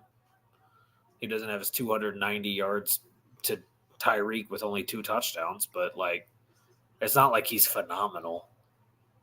And then D's nuts joke. That's not shocking from Deranged. No, not at all. But David Tepper, that is such a bad look to come out in the middle of a season. I'm like, I don't know. I don't know. I'll take the job because I'm a regular civilian that would just take a coaching job for $800,000. But first, yeah. If somebody goes there, the money's got to be right. Especially if they want somebody of caliber. And now that that's leaked out, what does that do to free agency? No one's going to want to go there hearing that. If the coaches aren't even even the guys on the team are going to want out. They're just going to ride out their contracts and be done with it. It's going to be what was his name there in Washington? It was like, I'm sick of this shit. Jonathan Allen, he's definitely getting traded too. His contract's up at the end of next season. They're definitely going to let him go. Oh, he's gonna make sure they let him go, I think. But now while I talk about Carolina, I don't know if you saw it. I posted it in our Facebook page. But Hayden Hurst, I saw that. Got that concussion, and he's been dealing with amnesia from it. Makes sense. So it's really sad. He keeps saying he wants to play again, but I don't know. I hope the league doesn't let it. Like, if he's actually dealing with like straight up amnesia from it and whatnot, I really hope that their brain protection things that they do, they're like, we can't do this. Like, but again, Tepper isn't the type of dude I could see paying him either to let him settle. So I don't know. Yeah, kind of odd. I don't know. I thought that was really interesting to end it with, was David Tepper stuff and the coaching situation, because I didn't think Ben Johnson would go there, because he reportedly wasn't high on Bryce Young either in the recruiting process, because the Detroit Lions did meet with all the quarterbacks. And he wasn't very high on Bryce either, so I don't think he would take that job. I realistically think if Ben's going to go anywhere, it's like Las Vegas or Chicago. That's assuming that what's his name gets fired, Eberflus. They are starting to win games, so I don't know. Yeah, but Carolina is such a hard job to take now because of what they did to get Bryce Young. Yep. And so it's not like there's any relief valve there. You are stuck with what you have. Now, I would love to see Ben go coach either Justin Herbert, or if Doug McDermott got fired, Josh Allen. But who knows? But I think that's fucking wild. But anything else for you before we leave? No, I think we're good. Obviously, tonight's games are shaping up a little differently than we thought, but 13-14 Packers. It was a good week for you. It was not such a good week for me on picks. Yeah, I had a good run. I think I had 3 or 4 more than you this week, but I was 10 down entering this week, so it's still all you. Yeah, fantasy's going well. Not for me. I'm out in Dylan and Durf's league, and my cousin's league. I was playing for a playoff spot this week, and I had Herbert. So I snuck into the playoffs in Dylan and Durf's league on the last game, and I'm playing the third place team, but he has Tua as his quarterback, and I switched in Justin Fields instead of Trevor Lawrence. It didn't end up really mattering, but Breece Hall had a huge game, and looks like I'm going to knock off the number 3 and have to play the number 1. I actually could make it. Nope. I'm relying on Nkonkwo to get a touchdown for me to make it in the Titans game in my cousin's league. I think the scariest thing for me is in our league is I'm going into the playoffs undefeated, and I'm getting banged up at the wrong time. Keenan Allen, Tyreek Hill, not good. Yeah, that's been my bread and butter all year. Number 1 and number 2 in the league all year in fantasy. I have CeeDee Lamb, so that's number 3. But but it gets a little scary. Yeah, I mean, I would have made it. I'm only 5 points out. I have to win to get in, and Nkonkwo needs to get me 5 more points than he has. I had Herbert though at quarterback. Like, otherwise, if I had someone else in instead of Herbert, you would have won. Javonte Williams with 18 points. I had Kyron Williams. I had Zay Flowers, DJ Moore. Like, everything I could have wanted this week in scoring, and then Justin fucking Herbert. But I don't know what's happening in our league. My running back frustrations have been so high. I'm going to win this week. I don't know what that does, but I've already won this week. Okay. So I don't know. I'll move to 6 and 8. I don't know. I'll have to look and see what the playoffs look like later. But I don't got anybody to raid.